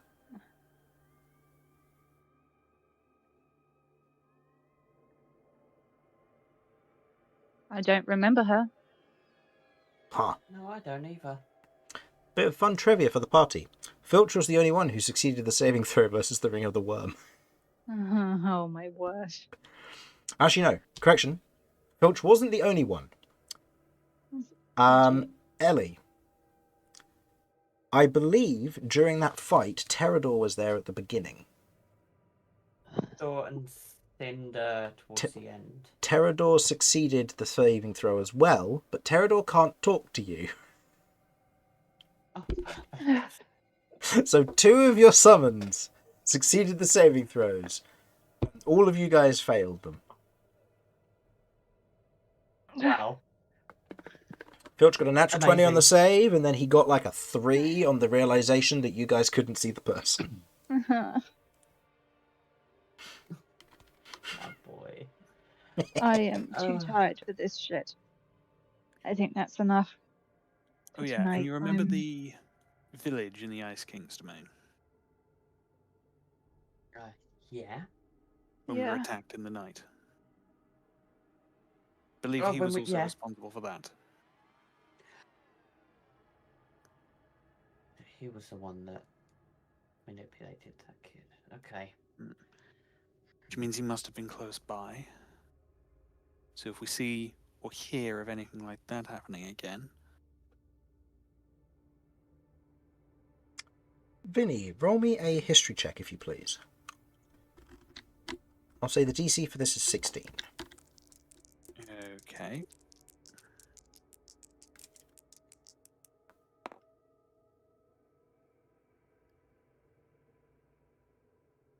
That's not going to do it. No, it's a 9. Okay. Never mind. Carry on. Am I misremembering something, or? No. This is a piece of information that I haven't given out because people haven't realised or asked the right questions. And something that you specifically said just a moment ago was relevant to a potential history check. I could ask Ellie and Kirv to do the same. However, they both have exhaustion that I think it wouldn't be right to have them be prompted. If I'm gonna do it, I might do it tomorrow. But today, Well, you have 2 points of exhaustion. Yeah. You'll still have disadvantage tomorrow. that's fair. But I also have a +11, so I have a chance. Hmm. But if we're gonna talk about this tomorrow, when Yeah. Romulus and that lot are all awake, Yeah, that's fair. Let's continue this tomorrow. I think we all need to hit the hay. Azera gestures to the pile of blankets. And did any of you have any of the drink that he handed to you? I did. I would have drunk it because I know it's not necessarily going to matter at the moment, but you regain 3 hit points. And you have a nice sweet peach iced tea. Oh, nice. Glorious. Kirv Okay. will grab a blanket and then find a space, probably a couple steps from Mortar. Have a down the drink, and beckon Filch over, saying you're bunking with me tonight. All right.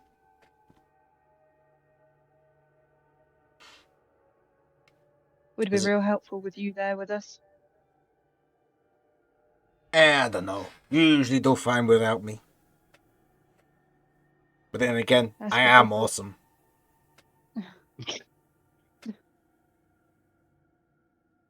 I'll let you have that one.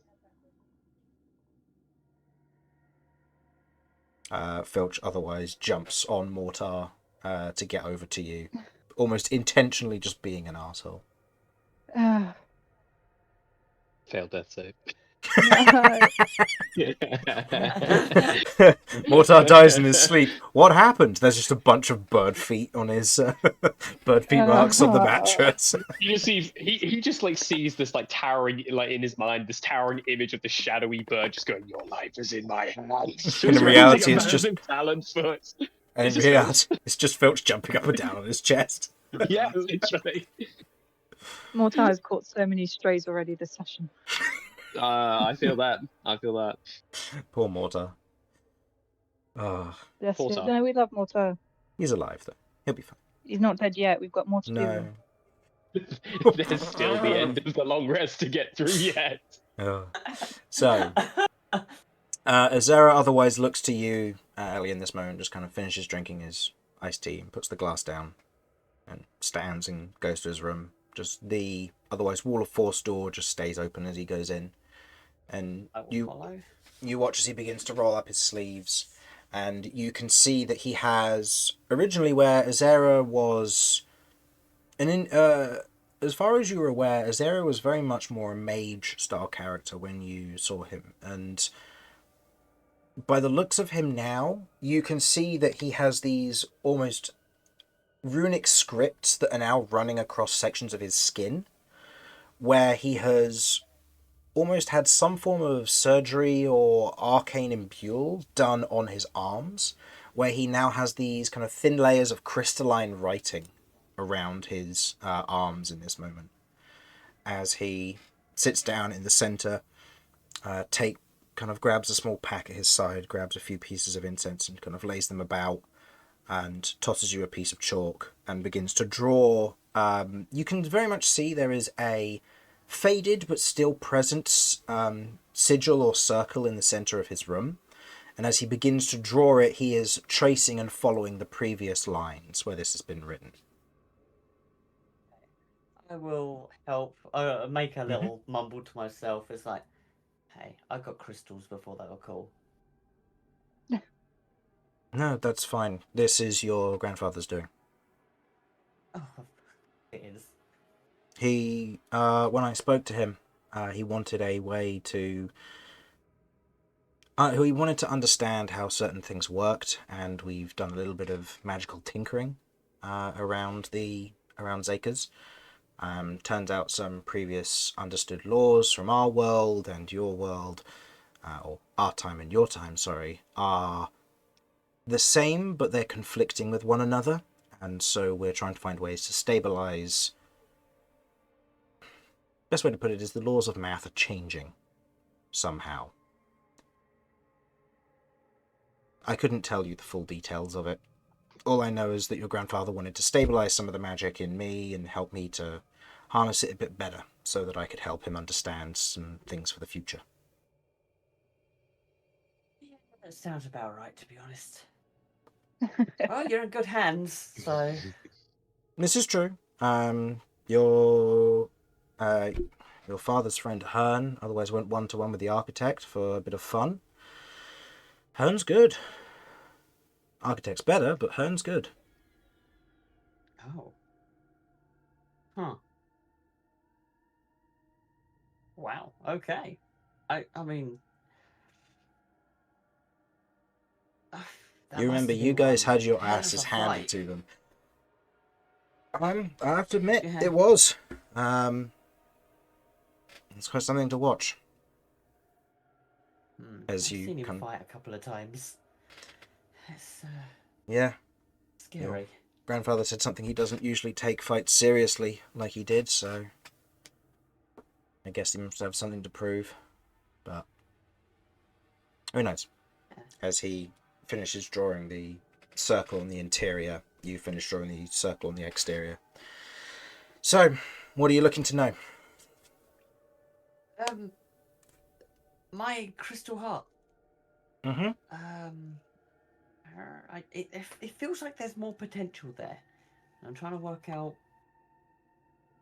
how.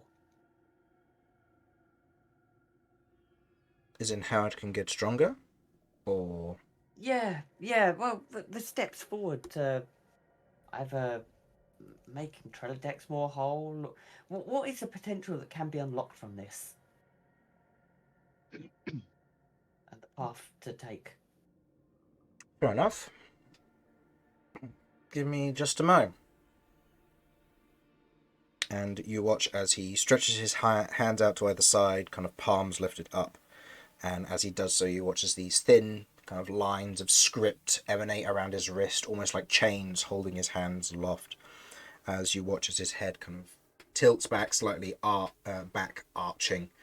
And you almost hear this subtle crack from a bone somewhere in his body being pushed slightly further than it should be, as he is beginning to be contorted by the magic. So, Into a pretzel. hey look, it could. I need to quickly remind myself what this spell is called. Legend Lore, there we go. Legend Lore, how does this work? Brings to mind a brief summary of the significant lore. This is new lore. If the thing you named isn't of legendary importance, you gain no information. So, okay. As this is taking place, you watch as a quill nearby begins to write itself and begins to scribble down words and such from this as the spell continues. Meanwhile, in the other room, Romulus, you're currently asleep. Yes. Lying on your And back, I snoring up a suspect- storm. The rest of the party is fast asleep, being watched over by two, possibly a third familiar, but they're doing it sneakily. As you're lying there in this moment resting, you almost feel rejuvenated as you sit up in this moment. You look around and everyone else is asleep. You kind of see almost the abandon to this place. You see that Azera's door is open. You can see there's kind of a faint blue light coming from it.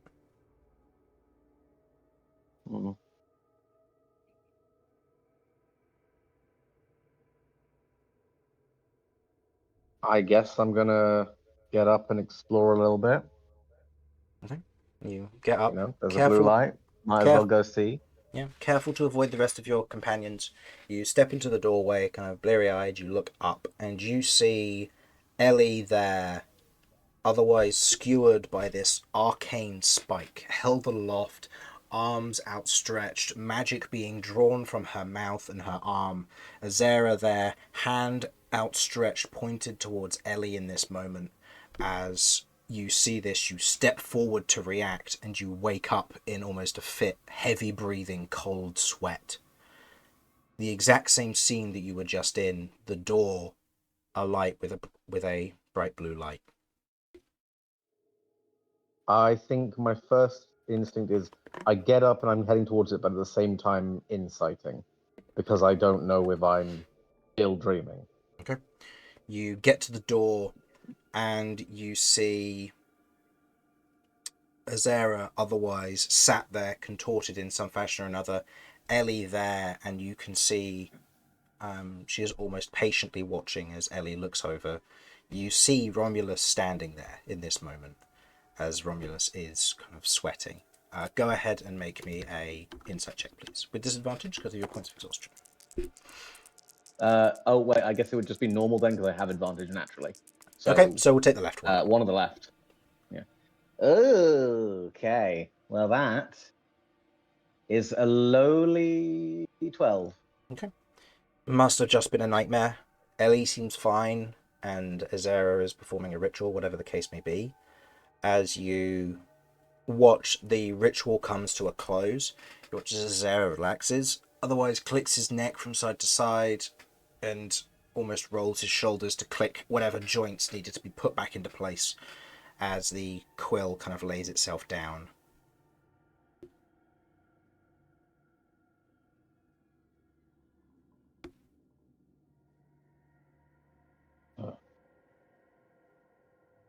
Sorry, I had a nightmare.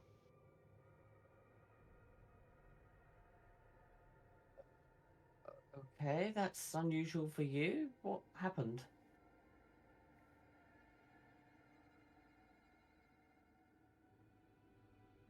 I think Romulus's eyes are sort of like darting all over Ellie, just making sure she's okay. Yeah. Nothing worth talking about. Just thought you were in trouble.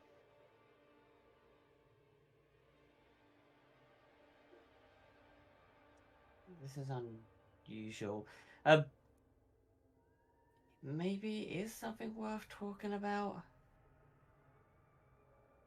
You're kind of going through the same thing I've been going through. It could be something to make aware. Azera otherwise looks up at you, Romulus. Save it for the morning, I'd say. The rest of you need sleep. If you need something to help you get through the night, there should be something you can drink in the fridge should you need it.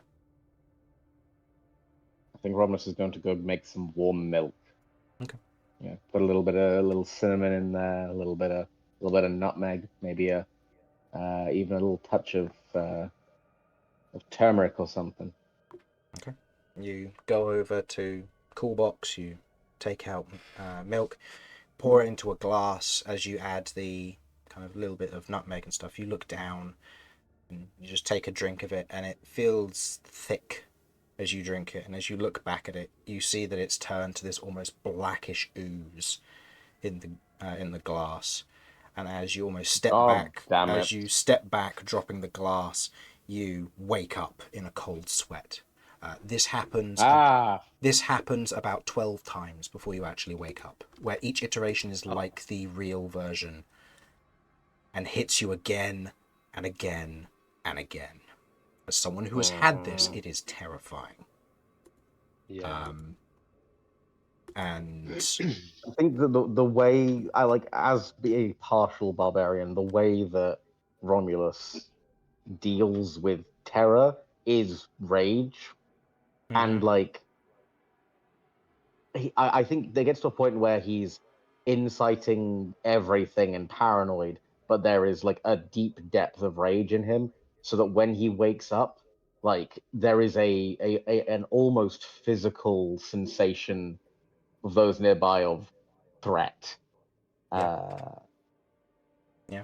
Which Romulus... only slightly calms when Romulus reaches a point of thinking, I don't think this one is fake anymore. Could we say that aura of menace is enough to stir Mortar? Here's what we'll say. All of you are generally sleeping, and as the kind of what eventually comes to conclusion with Azera's ritual is handed to Ellie, you take the piece of paper, you look it over, you go to rest. All of you Go to sleep cuddling up to Romulus tonight. Yeah. All of you go to rest as best you can. You sleep one way or another. Where Mortar and Carvern, I'd say the two of you wake up during the middle of the night, but you note that all of your companions are asleep. Romulus is otherwise where he's just on the sofa, you note that where he has a blanket over him, he is kind of sweating a little bit, and he also is also seems restless, but isn't emitting that aura of just general anger and threat until he wakes up in the real world. I think if this is kind of like I kind of stir, I kind of blearily open my eyes. What was the last thing Mortar saw before he went unconscious? Like, what was the last image that he would have been struck with? The last image that you were struck with was a wave of psychic energy, otherwise refracting from that central pillar, before being almost knocked out into this kind of almost hazy darkness. You felt a sensation of cold while you couldn't see anything, and then you felt almost a subtle weightlessness before you drifted off into true subconscious and sleep. I think kind of maybe he catches Carvern's eye or something. I'll roll to see Just how long it will be till Carvern wakes up, because she'd have a separate timer. Oh, okay. That's all right. Okay. If she rolls a 3, it'll be the same as you. No. So Carvern probably woke up earlier, and Carvern has gone to sleep. Okay. Did you say so? Romulus is currently sat on a sofa with a blanket over him, but appears to be in a restless state of sleep. He's lying down on the sofa. You can see that Ellie is otherwise kind of knelt down next to him, kind of her head kind of rested next to where he is, and she has a blanket kind of wrapped around her shoulders. You also see there's this weird eye thing just kind of floating above Romulus. It's kind of looking down, and you see that it looks at you, makes kind of this high-pitched squeaking sound before going back to looking at Romulus. That's a question for later. I think on the sofa staring. I think with Ellie being there, Mortar's kind of any reason for Mortar to try and interact with Romulus is kind of pointless, because he's got who he needs there with him right now. So I think Mortar kind of tries to settle back down. He feels incredibly restless. He kind of seeing all of his companions around. He's like, okay, we must have won. I kind of wish I'd been more present and more help in that fight. I think he sees Kirv like less than 2 beats away, and I think he kind of shuffles over, so he's about like less than an inch from Kirv, and just kind of like gently, almost tries to rouse her just by the shoulder, just ever so slightly, not to try and make her jump, but just to kind of, Roll me a d20. I guess, try to ground himself. I guess just to try and ground himself a little bit. Roll me a d20 for me, if you would be so kind. A d20 for grounding. Yes. That's an 8. That's a grounded 8. You place your hand on Kirv's shoulder. You kind of give her almost a light shake to not necessarily like wake her, but to make sure that, like you said, there's a bit of grounding there. You feel that there is a slight shift, and then the covers pull back, and you see that Filch, his head just kind of sticks up as you see that you have just woken up Filch. He just kind of looks at you. He bites your finger. He's going to attempt to. Bitch. That is a natural 2. He misses. You pull your hand back, even in a dreary state, quick enough. It's the prosthetic. It's the prosthetic finger. Pink. Mortar just kind of narrows his eyes at Filch and just goes, oh, okay. I guess everybody made it out then. Talking directly to the bird. Oh. Bitch, I know you can talk.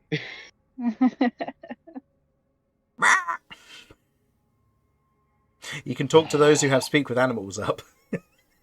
Fuck's sake. Mortar just kind of like, lays on his back,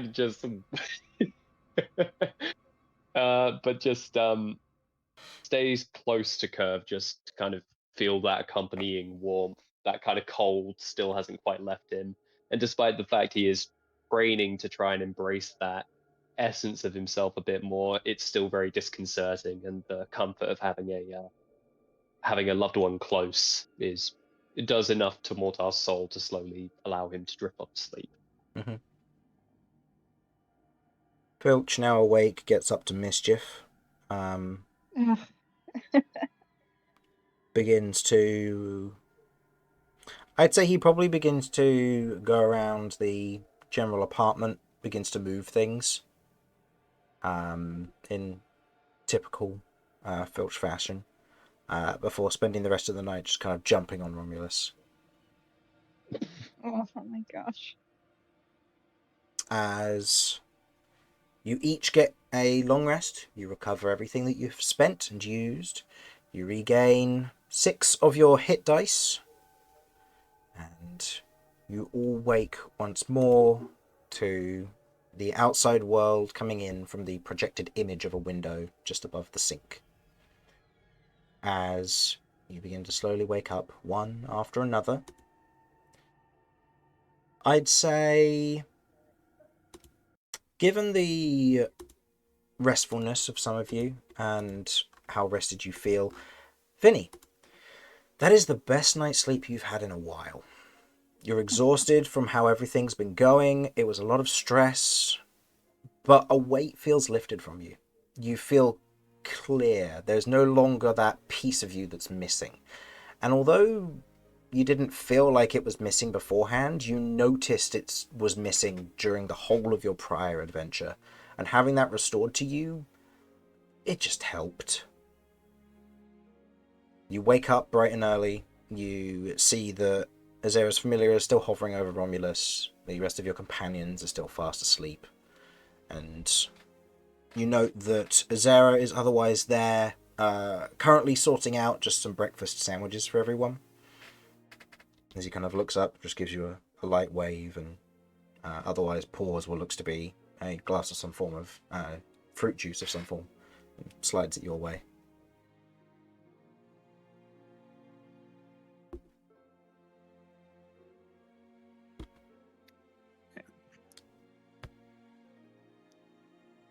Oh, thank you. It's alright. The rest of you are sleeping relatively well. Some of you woke up during the night from, so I've been told. But otherwise you're all doing alright. Glad to hear. Good. I'm glad they're okay. So what's next?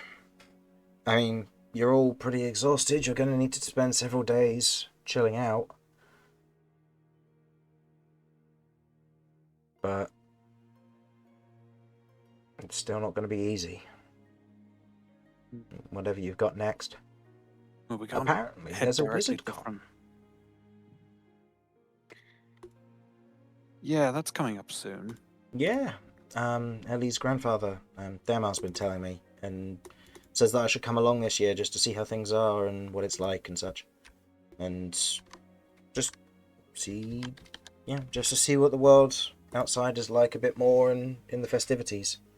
He also said there's a good food vendor there who might be able to give me some weird recipes, but yeah.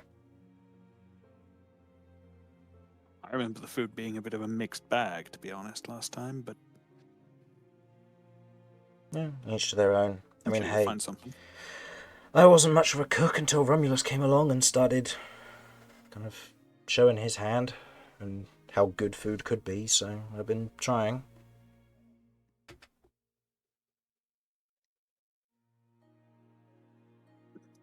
Well, good for you. Yeah, I'm sure you'll find something you like there, and yeah, for as long as you've been away, I think getting used to what the world is like again now will do you some good. Hmm.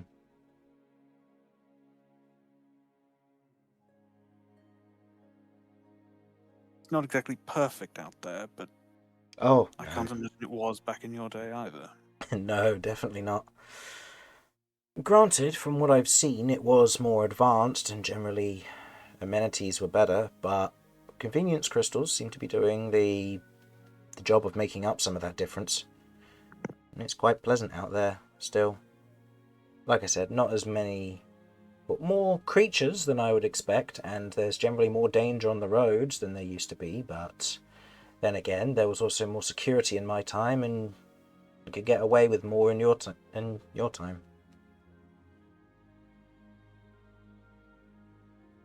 It feels almost strange to walk down the street and not have any guards cross my path at least once.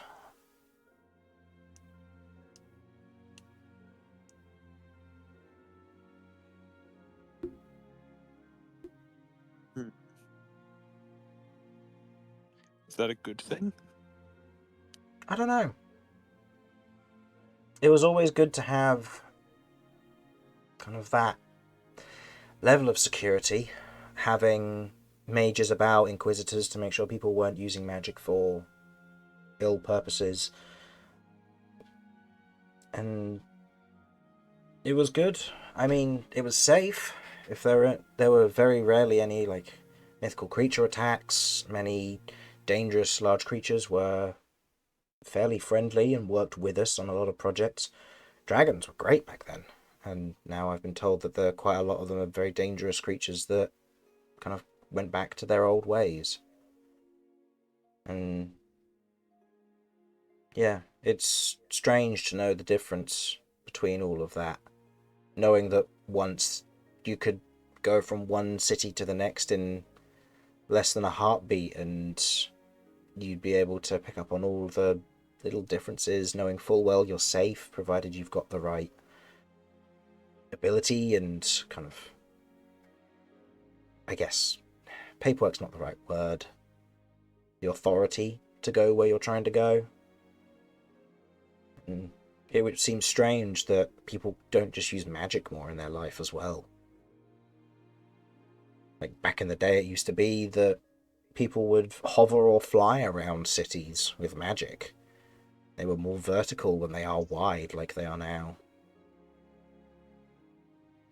Although some of it has stuck, some of it's still there, so it's interesting. Seeing the differences is a big deal, but I guess it was probably the complete inverse when you came into Zakers. Going from the outside world where it's all it could be cold one day and then hot the next, or rainy, moving straight into the perfect climate. It's all orderly, anyone can go anywhere provided they have the clearance. There's security in every room to make sure that there's no trouble. It's different seeing all of this.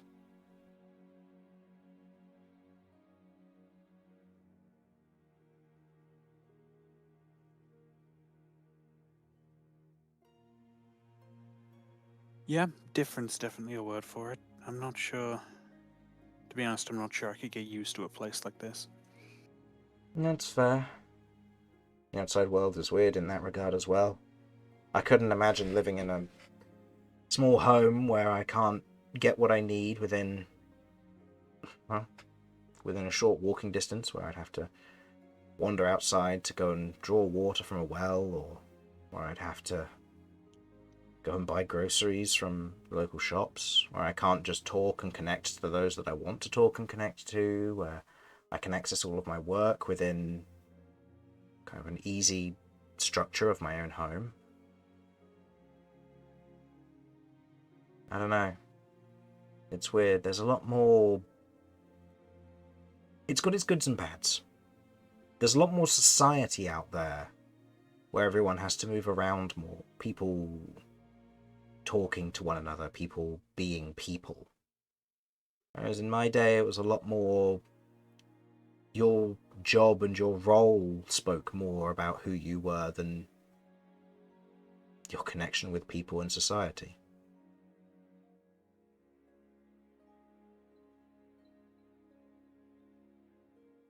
I wouldn't say one's better than the other by any means, just interesting difference.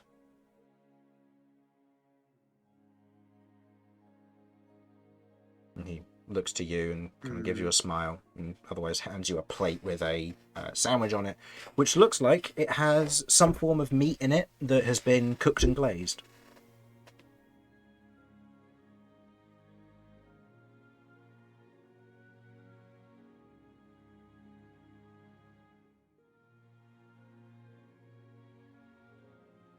I will try a mouthful. Okay. It's nice. It will be equivalent to kind of a BLT with kind of a maple cooked and glazed bacon. He rolled quite high. He got a total of 21 on his cook's utensils, despite not having proficiency. It's nice. It's a good combination. It works well. Whether he picked that up while in the outside world, or whether it's a ageless combo that has lasted the years, you don't know. But it's good. It's kind of refreshing in the morning. It still has that heartiness and the flavour to it.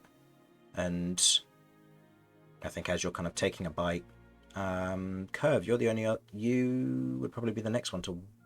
Oh no, you have exhaustion, don't you? So, Mortar, Right, so you'd be the next to wake. You wake up, look around. Most of your party is still asleep. Carvern seems to just be kind of lying there, not necessarily woken up, but just kind of listening in to what's going on and just staying quiet. But you look up and you can see Vinny is currently sat at the kind of the small kitchen countertop on one of the 3 stools, and is currently eating a sandwich, and you see his heirs there just kind of having a light-hearted conversation in hushed tones to not wake too many. But loud enough that you can hear it. I think Mortar removes his cloak, seeing that Kirv is still absolutely out for the count, and will kind of try to make it as warm as possible, just kind of cover her over as he kind of cracks his neck, stretching, and makes his way over, just keeping his voice down, but kind of nods at Vinny with a bit of a wry grin and goes, "So I take it we did it then?" We did, yeah. Hell yeah. Nice Wrapping job, up man. against his head. Brains all back to normal. Hell yeah. Remembered a few- Mortar will give him a high five for that. You get the sense that Vinny's heart's not really in it, but he does reciprocate the gesture. Are you good, man? I thought you'd be jazzed about this. It's a huge step forward. It is, yeah. I'll be fine. Once everyone's awake, there's some stuff I want to discuss with everyone. Sure thing, man. Hey, just tell me you're the one who did the bastard in.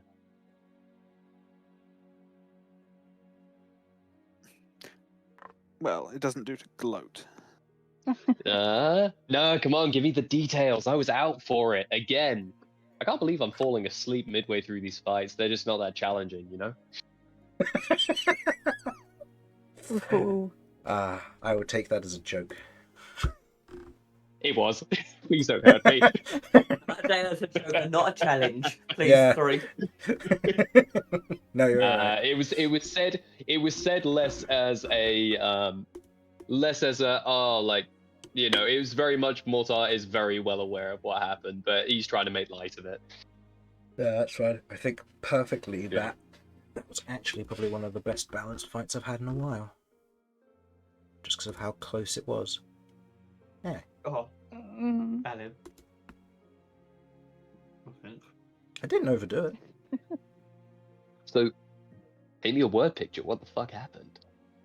Like, last thing I remember, there was this wave of psychic energy, which just, I guess, completely knocked me on my ass, and then there was cold and black.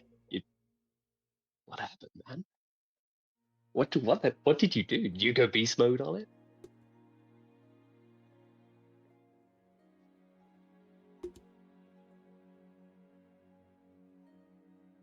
Well, it was continuing to make itself stronger to the point that we didn't really have anything else to lose. Uh-huh.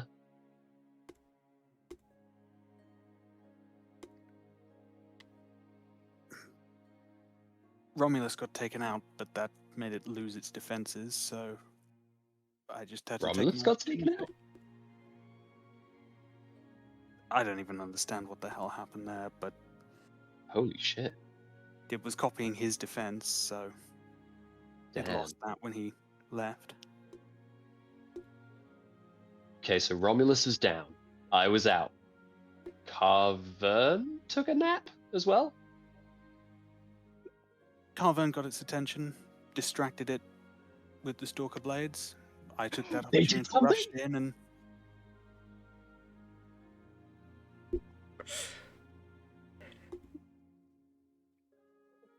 well, she threw them and we won. Let's say that. That's all I needed to hear. Man, this is good. This is huge. This is. I mean, I'm not gonna press the. Not gonna press the issue. Obviously, there's something bugging you, but I respect you, of all people, enough not to press you when you're not ready to talk about it. But you helped me through a really a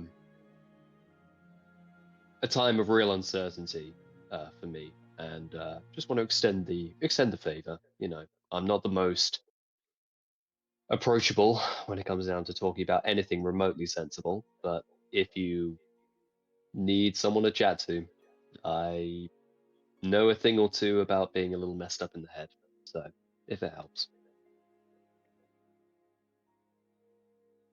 Thank you. Not sure I'm ready to talk right now, but I will be. You got it. Of course, man. Take your time. Oh, when everyone else is up, by the way, I need to discuss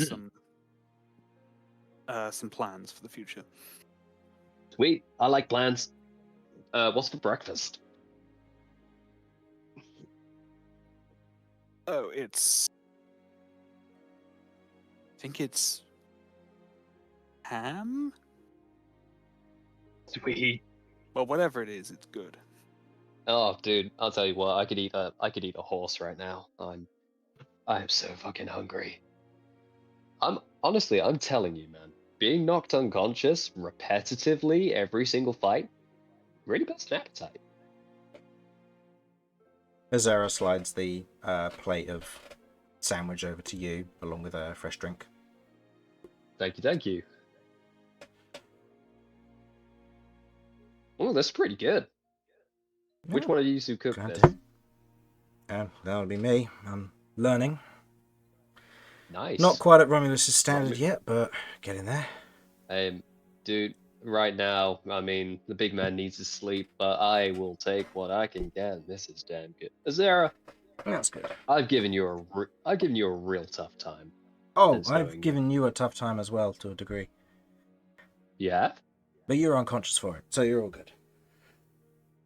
I look at Vinny with a worried expression before looking back at Azera.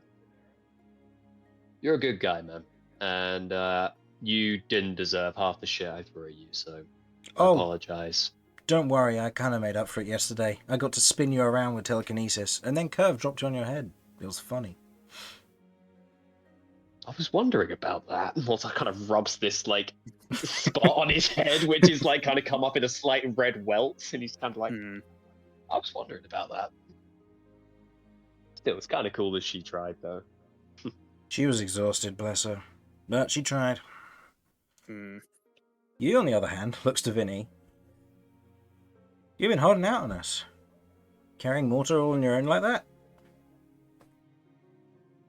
It's all in the technique. You travel with different kinds of people. You pick up things along the way. Carvone otherwise I'm gonna guess has moved over at this point and goes, true that. You learned it from me, most likely.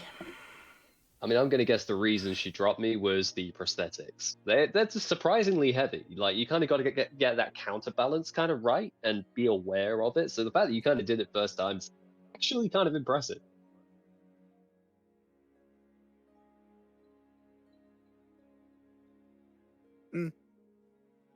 Easiest if you lifted the whole body. Yeah, I mean, I suppose. Either that or you could have just taken the prosthetics off and seen what happens. I was tempted to. Azera says as he otherwise passes a sandwich to Carvone. I was tempted just to take them off and leave them, but then it would have been funny to watch you try and go and get them. But I was worried if I had taken them off, they wouldn't have gone back on. Yeah, they are a bit of an awkward fit, but on that topic, actually, Mortar will, for the first time since you kind of known him, he actually removes his prosthetic arm, which is prosthetic from the shoulder. So he removes his arm and standing kind of, or sitting with you guys, and he just goes, when I was killed for the second time, I was brought back with like some crazy magic, right? It was like some high level, high concept kind of shit. And I don't know how to explain it, but it's almost like I can kind of feel like part of it's still there, like it's lying dormant or something. And I think there was something that guy said, I've forgotten what his name was, but that I could potentially regrow my arm and my leg. And I think I want to go for it. I mean, holding on to old wounds doesn't really do anything but remind you of the pain you've been through. But I mean, I guess here's to looking forward, I suppose. Azera kind of looks to you and smiles. Good on you. Looking forward for what comes next. And I mean, your group's going to need to rest anyway, so why not? Well, I mean, I figured because I mean, it would also mean Mortar removes his leg and places it next to him and goes, if I am gonna do this, I can imagine a little while for the magic to kick in for both my arm and my leg, so it'd be kind of useless for the time being. So if we are going to be taking a few days, maybe I can capitalize on that and try to get used to these new fleshy bits.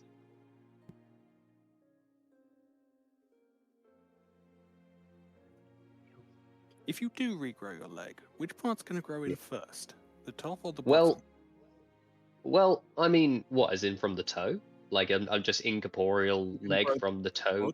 No. As in, like, will Down? it start as a toe that then extends down, and like, will it start create the toe first, and then the leg grows up from behind the toe? How long have you been listening? Constantly. Constantly. He's been listening all this time, but Yes. still unconscious. You're all very loud. Join us at the table. You're shouting. You're going to wake everybody up. I'll say at this point, All probably right. everyone is awake. I think what draws all of your attention to Romulus is that immediate kind of level of threat of something is dangerous in the area. Filch takes off. Jeff jumps back to Ellie, and the eye just kind of pauses and makes this high-pitched squeaking sound before just kind of staying still. Big man, you are out for the count. You doing okay?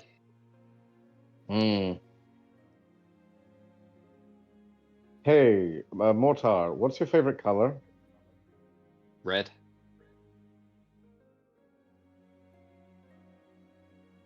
Not a dream. I've always loved Got it. red. Cool. Yeah. Oh. I mean. Okay.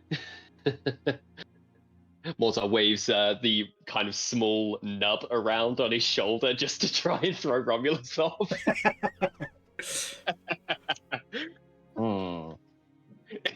Maybe. Hard to say. Must punch to find out. Like, waking up, standing there, where's your arm? Azera lifts it As up in- and gives it a waggle from the table. As in the whole story of how I lost my arm or my prosthetic? No, I'm sure there's something wild to how you lost your arm if it's anything like your leg, but I was just confused. It wasn't there. I was like, oh, please tell me in the dream you didn't lose your arm. That's a point. Vinny, this quest of vengeance of ours has got me thinking, I gotta find that fucking skeleton, man.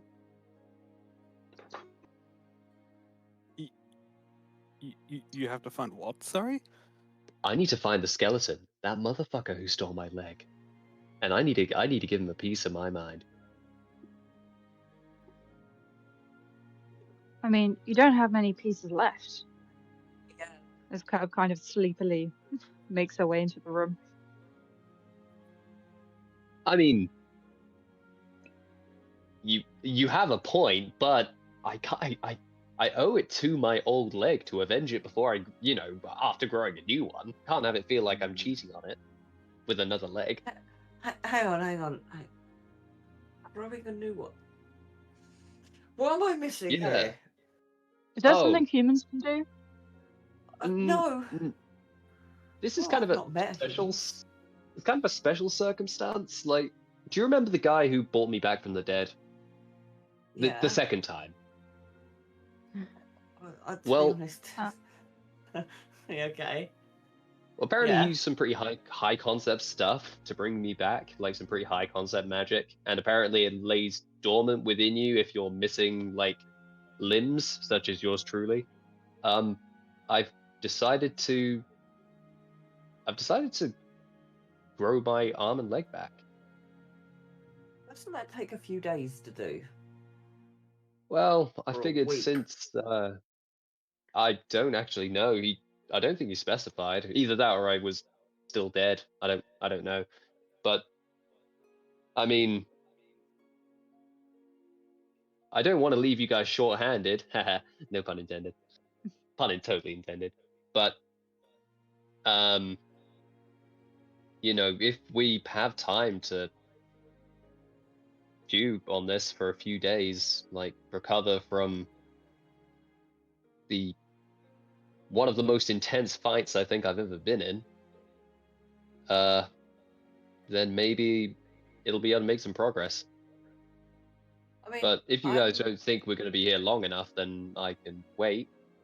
But I'm all for it, but I think we also plan to do the heist before WizardCon, which we're probably going to need a few days to scout and okay, not well, do what this we did conversation last time.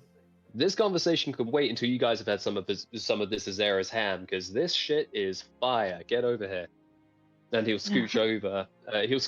He'll kind of throw his prosthetic leg on the ground behind him, so he's just sitting with like one nub just kind of like across the stool there. He reattaches his metal arm and then just starts digging in. Okay. Roll me a sleight of hand. Who's that? You. Oh, me. Yep. Okay. Or athletics, I'll let Hold you on. choose. Sleight of hand. What is my sleight of hand? I've never really used this. Okay. That's 5. Oh, why is my mouse glitching? There we are.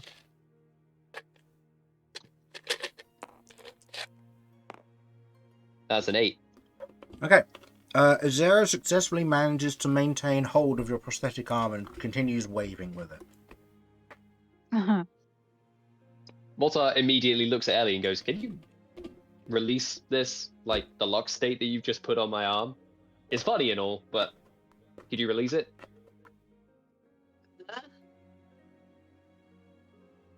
Well, I can't move this arm. This arm is clearly stuck in place, and no mortal hand can remove it. It's placed so strongly in this point of the air that I'm sure even Romulus couldn't remove it from whatever is currently grasping it. So it's gotta be lock state.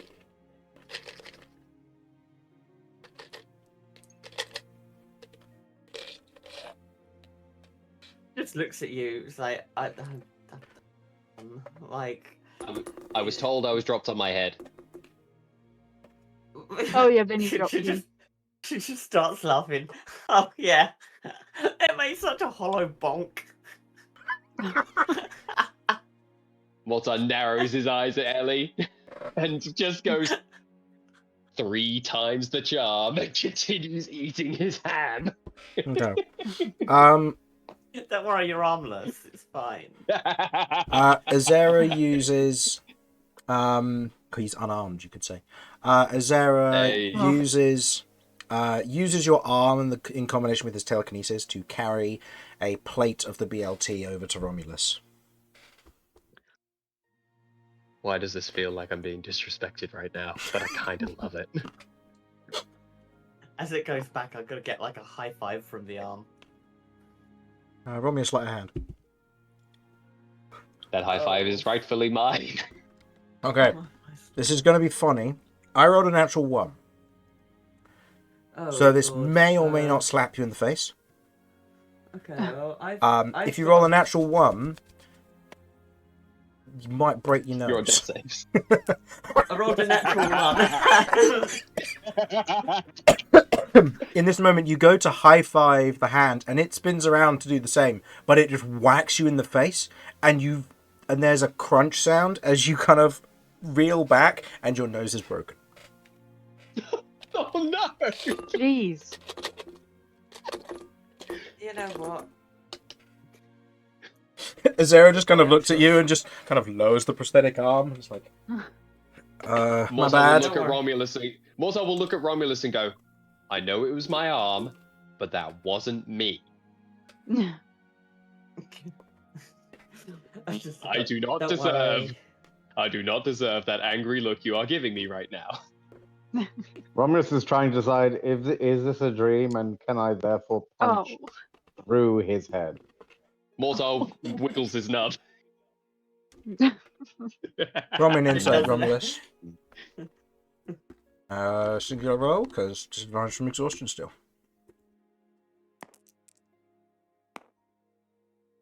Well, that was a very pretty little swirl. That was 23.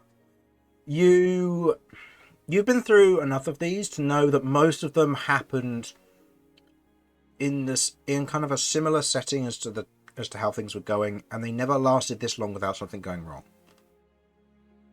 Okay. You feel I mean, Ellie's more nose got confident, broken. although that might be something wrong for him.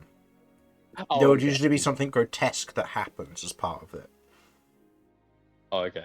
Yeah, this is too, like, Normal. happy. Lo- Yeah. Looney Tunes. Yeah. Yeah. Yeah. So you feel more comfortable, although Romulus there is is just still going that to level of look- tenseness. Romulus is just going to look into Mortar's eyes, bring up a hand, put up a finger, and just go, 1.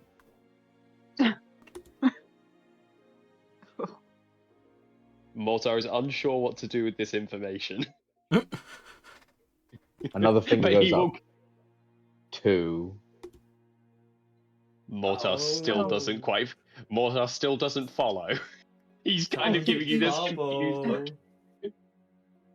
3. And Mortar still has no idea what's going on. He's there like, okay. Romulus begins winding up for just a beautiful, beautiful moment. Go for it. As the most... Mortar is I so want you to take a perplexed as to moment, what's like, happening right now. The arm draws back, and like there's just this moment of like silence as it's drawn back fully, and then there's a whistling through the air as it begins to rocket towards Mortar's face before stopping a ½ inch from his cheek. And there is a little bit of wind. Yeah, there's that definitely a happens gust of from it. wind there. Yeah, my hair just kind of billows momentarily. The lettuce And in then- one of the sandwiches and then- ruffles. And then Romulus just like lightly pats his cheek. And his face doesn't Mortar. fall away. It's Try nice. to keep better control of your limbs. I don't know how it's being held by some invisible force. I have no power here. But he's kind of like Can Romulus you can try definitely and see pick up beads the... of sweat. You can definitely see beads of sweat running down Mortar's face from the friggin' close call that he had with death just now. Can Romulus try and pick up the limb? It was the arm, right? Yeah, easily Yeah, it was enough. the arm. Azera doesn't try to stop you, as he knows doing so might get him in more trouble. Messing with The legacy Mortar just is one cladded on thing, the floor messing with behind you Mortar. is more dangerous now that he's accidentally broken Ellie's nose. What are you talking about? It's perfectly movable. See? Go on, you try it, and I put it back down. Mortar looks at Romulus with narrowed eyes, looks at Azera, and without breaking eye contact with Azera, slowly reaches for the arm.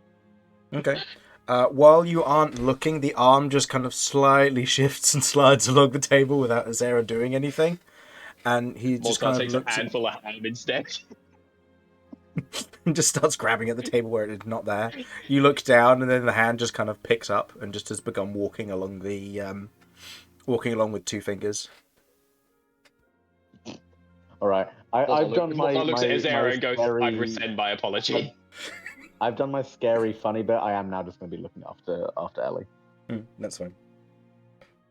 Azera kind of releases the arm from his hold. It was fun when it lasted. So you're all awake. Then and you've all got some food. Hopefully, it's up to your standards, there, Romulus. I'm going to try it. It's pretty good. I, from what he said, very good. You're coming along very nicely. Good to hear. As a note, I received some mail from, or a message from Thamar. Looks to you, Ellie. He knows that you're all here. He says apologies, he's not going to be coming and visiting. He's a bit busy. However, he did say that he had a gift for all of you. So I like gifts. to head to the library before you head off wherever you're heading next.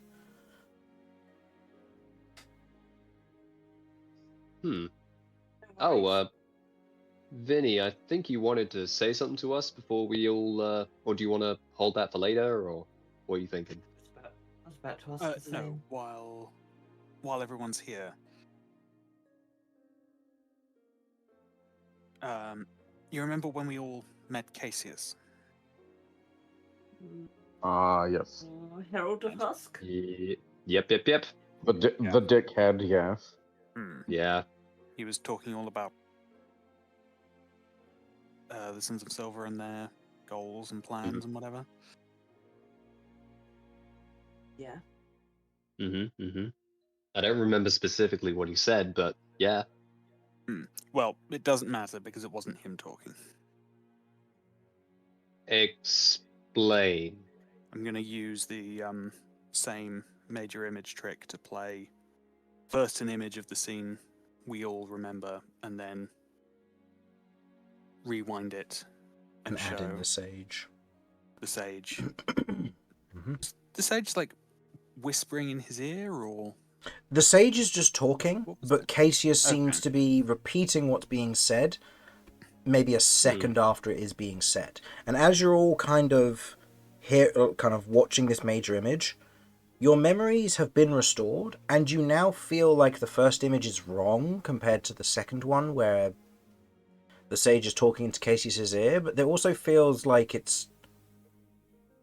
there's almost this strange parallel of both of them feel wrong.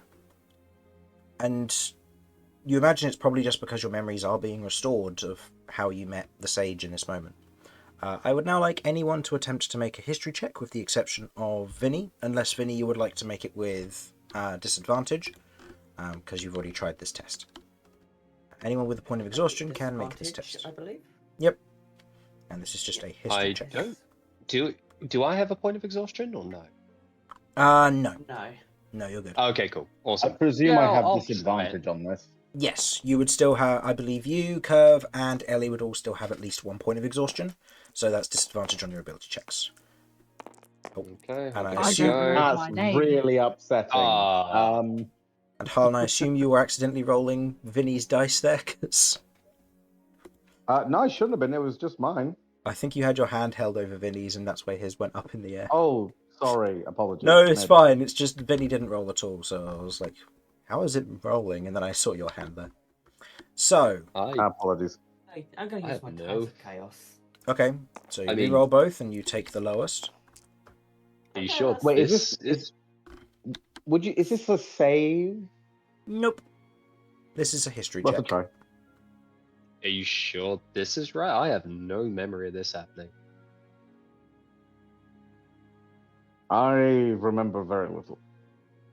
Yeah, this is I don't know, man.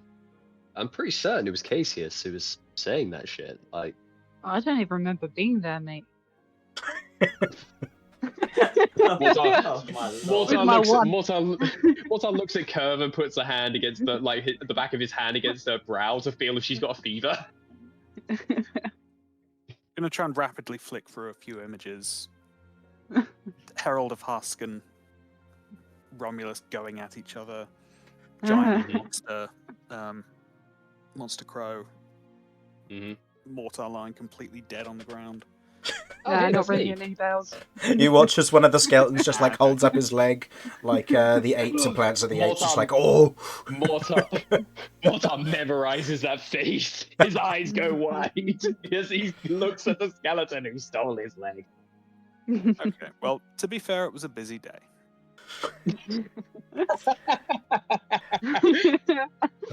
Ellie, what did you get on your history check? With a 6 plus? 17. 17. 17. You look at the sage's face, and you've seen it before.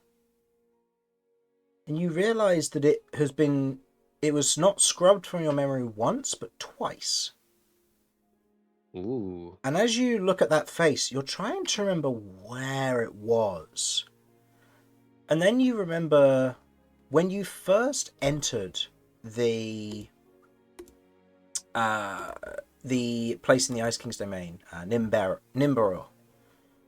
When you first arrived there, you remembered looking around, you saw the different caravans, the people, the kind of the pilgrims, the tribe folks, the different groups that were about. You remembered seeing the one tavern or inn that was present there for those who didn't come prepared. And you remember your party heading in that direction as a group of individuals were disbanding. And from across the way, an individual got down from the top of a soapbox. And you recognize the sage.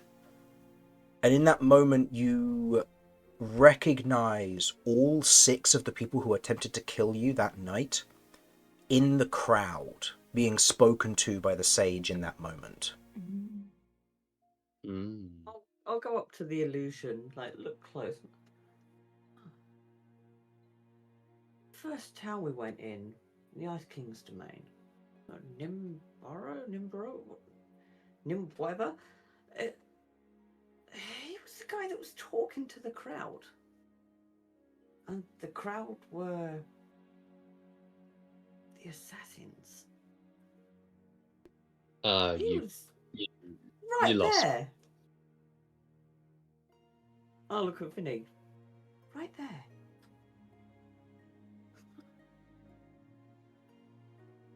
So what does this mean exactly?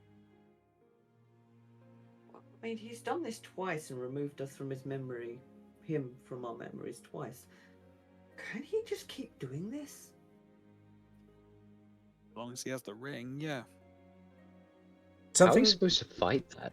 Something that is more important and in note of this, I'll say, as a general realization given Ellie's high intelligence in this, it's not that he used the ring on you twice, it's that because you failed the save when you met him opposite the Herald of Husk, you lost the memory and the recognition of who he was when you were in Nimbaro. Even though the 2 actions happened first, you had no reason to suspect him. None of you paid any real attention to him when you were in Nimbaro. You just kind of saw him do a talk and then leave. None of you pursued, none of you listened in, none of you approached because you were all looking for a place to rest. So your actions of remembering him were wiped out post memory wipe.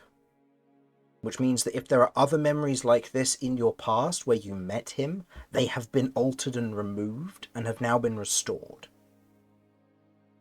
But it's going to take time to figure out when they were. It's also possible they were replaced with dummy people, effectively. Faces that you don't recognize that aren't the same. Tricky. Same goes for you, Vinny. You didn't see him, and none of the rest of you did after the save because they were completely invisible. But if there was ever a time when you were forced to talk to this individual for one reason or another, then their face would have been altered accordingly, based on memory. So it's possible there have been other times that you have met this individual. I don't like my brain being someone else's plaything. Yeah, I second that. Okay, so we know that this person has been effectively wiping themselves from our perception. Essentially, yeah, we can't perceive them because we don't remember that they were there, I guess. Is that kind of what you're saying? Kind of. Yeah, but now that we've remembered, Okay. now that we've broke the illusion of the ring, we should be able to see them. Unless we can be Okay. reinfected by the ring, but I don't know how that works. I mean, I'm not an expert, but like in terms of psionics and stuff, there could be like an external stimuli. I don't know, like maybe a noise frequency, or like maybe eye contact like triggers it. Like there could be a plethora of different things, like things that trigger senses specifically to trick you into believing that it's not there when it actually is. Yeah, I don't think it was an effect of the worm because, wow, you saw the condition of my one. The more like an effect of like a spell, like this person has that ability like innately. Maybe? I don't know. Huh. Unless I mean, that's the cool. worm did something before. I don't Okay. know. So we have this information. I'll look, and Mortar looks at Vinny. So what's the plan? What's next?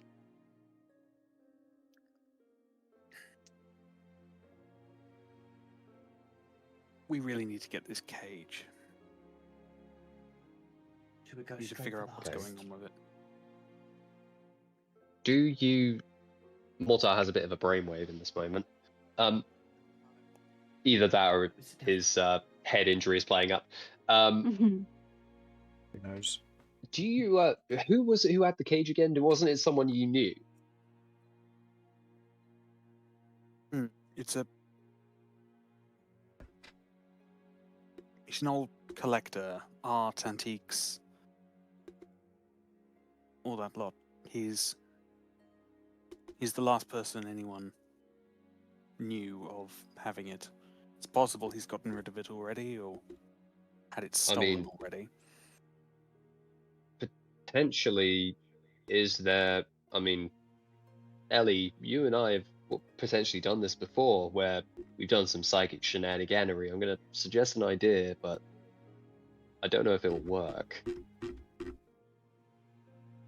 We currently have no line of connection with this guy in terms of conversation. What if we spook him and make the job of the Sons of Silver that little bit harder to buy us a bit of time? Why don't we give him a tip, like an anonymous tip, that there are people that are after this item, and we let that paranoia fester until he runs. And then from there, we can continue being in contact with him, pretending to be an ally to lure him towards us. Because with the Sons of Silver on his tail, he's going to need allies.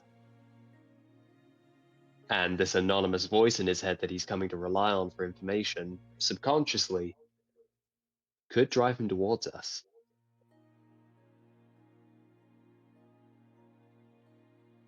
And maybe while we're establishing this connection, either Ellie or Kirv or anybody with mind-reading magic could try to maybe read his mind through my connection when we're establishing it.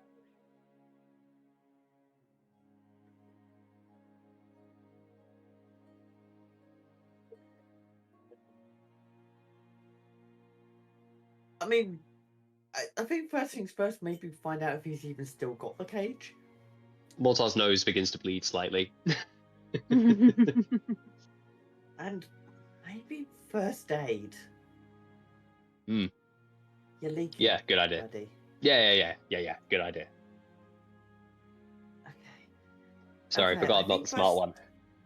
I think we should get there. And at least establish if he even has the cage still.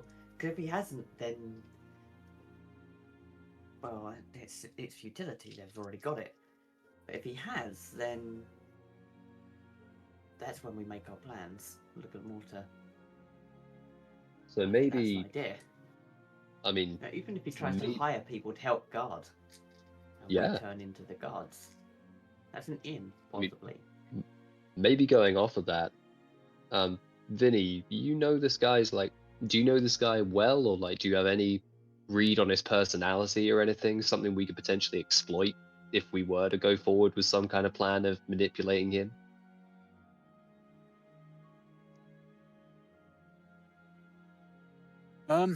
He's a bit of a prick. I don't know. Is he greedy? Is he, like, You is want me he to give the rundown? I do you found know- my notes on him.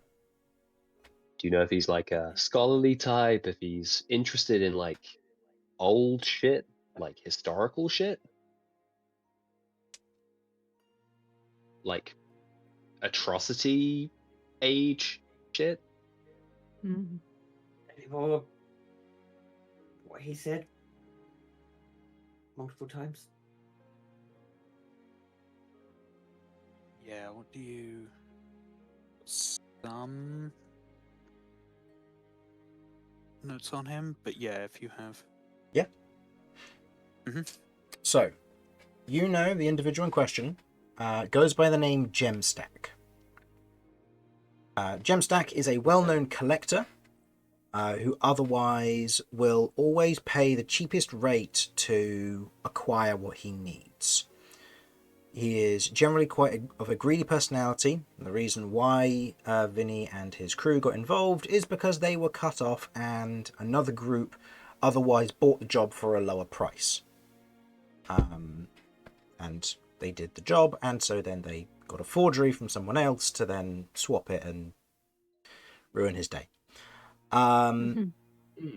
Vinny otherwise had a wander around his house because his house is a museum and gallery. He otherwise has the whole thing that is open to the public. You pay for admission. You wander in, you can have a look around at all of his collectibles. Likewise, the entire place has a lot of heavy security. A lot of it is magical and arcane in nature. He has a lot of individuals with magical abilities and the capacity to set up wards and other spells to protect anything and everything within his gallery and museum, as well as active guards who stick around during the day. But this is also his house, so there is a section of it where he lives.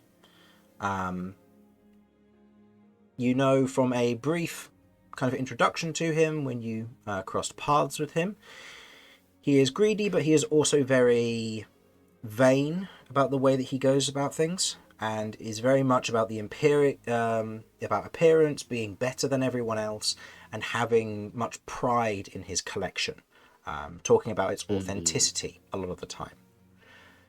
You know that he as much as he may have paid the lowest, he would have done his research and he'll know if the cage is real or not. That's a good thing for you, as well as a bad thing, because it means that he probably has the original, the first and the only one, unless the forgery is particularly good. You also know that he locked up his security slightly higher after you guys hit him last. You are also aware that he has a tendency to protect, where he protects a lot of his stuff with magic, it is as a result protected against divination. So the ability to use any divination magic within his premises is not going to work.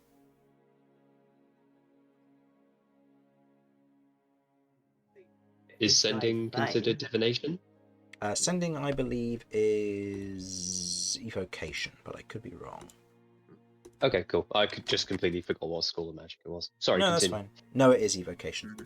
It's just, Cool. with the other one, it was a different kind of magic warding. This one is specifically for just against divination, so people can't tell where stuff it is. So you know that he is a potential hit. He also knows that a lot of his stuff is wanted by people. So telling him a particularly strong group is after something is basically going, oh, tell me something I don't know. Mm-hmm.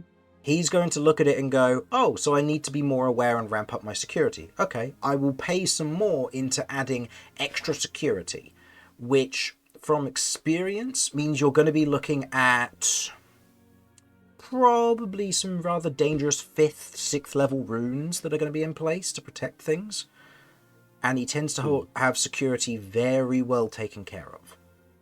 So it's going to be a dangerous hit already. Telling him that there was a dangerous group on the way might just make it worse for you or for the Sons of Silver. But depending on what the Sons of Silver have or do, they might just be, they might have ways of getting around it, ways of acting and getting some of these things, or maybe they're willing to throw enough bodies at it to succeed. Or like you were about to say, maybe would it be? Before I head off, would it potentially be helpful to maybe give him false information about something else? Not necessarily like a theft, but like some other part of his business, so that he spends resources there and perhaps gets a little laxer elsewhere. That's a really good idea, because what we could do is we could make it where we have among us some very powerful, very old items. What if we make it where, what if we say we're interested in potentially auctioning these, and maybe make this into a bit more of a public affair, where people of a similar ilk are gathered into one place, their eyes will be on each other and not on us. And then potentially we could use that to gather information if we wanted to. Keep in mind, an official auction will mean that that item will be auctioned off. Yes, but some of us can recall said items to ourselves, which will then lock you out of the auctioning part of the world, which is one of the methods of getting magical items outside of WizardCon. It also means that you'll be cut off from a lot of jobs because people won't trust you anymore. What if I pretend to be in the crowd, I draw a mustache on myself, and I bid ludicrous amounts of money to get said item? So the magical item just comes back to us anyway.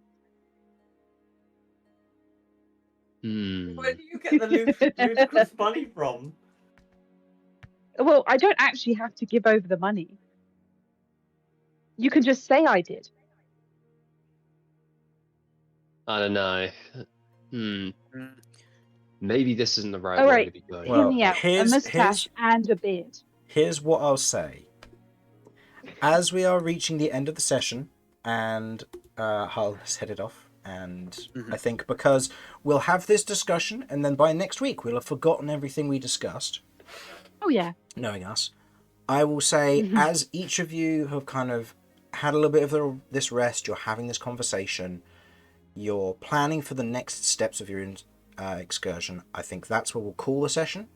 So we can use planning next week to kind of have this discussion and go through more of the bits and bobs and iron out sections of the plan, and also gives people a little bit of a chance to think about what you might want to do.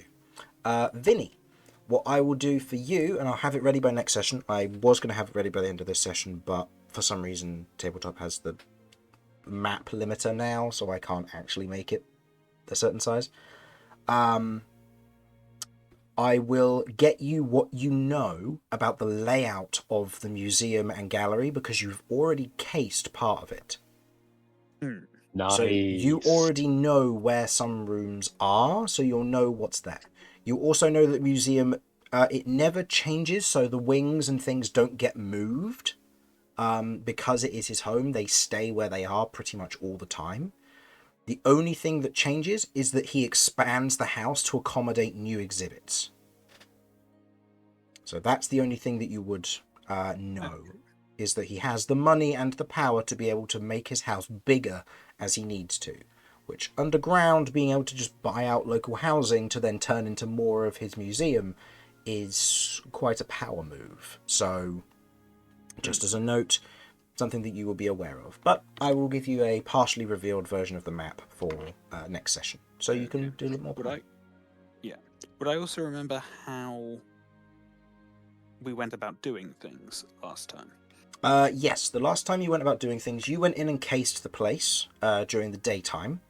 You briefly met Gemstack, and that's where you had kind of a light conversation with him, talked about what he might have and everything on that regard. Then Marla and Cassius snuck in overnight, and with a few kind of de-enchanting order spell magic runes in play to allow you to get access to certain things, you managed to get past a few of the defenses and swap the item with the forgery that Inky made for you, because it was one of the paintings, and then you escaped from there, having the original with the forgery now in place, and the runes were seemingly disarmed as you went about it. So it went off without a hitch, as you had Cassius and Marla do most of the defense work. So you don't know what defenses there are, you just know the layout of the place.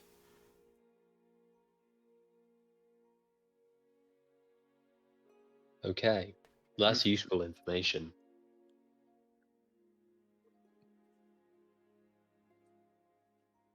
Yeah. Well, Okay, with we'll come that, up with a list of ideas and yeah, have a think and message during the week to figure out what your plans might be if you would like to.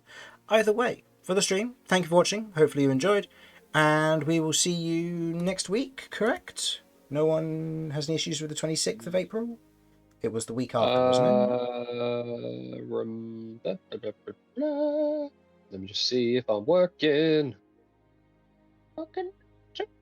Jamie, were you okay for the 26th? Yeah, yeah. Yeah. Okay. 26th, I will be there for the whole session. Hell yeah. Okay. Cool. Woo! So with that, we will have 4 people right from the get-go at the very least. We'll probably hear from Harlan later on, but either way, we will be going from the get-go and have a full session next week. So, thank you for watching. Hopefully you enjoyed, and we will see you next week. Bye-bye. Bye. Bye.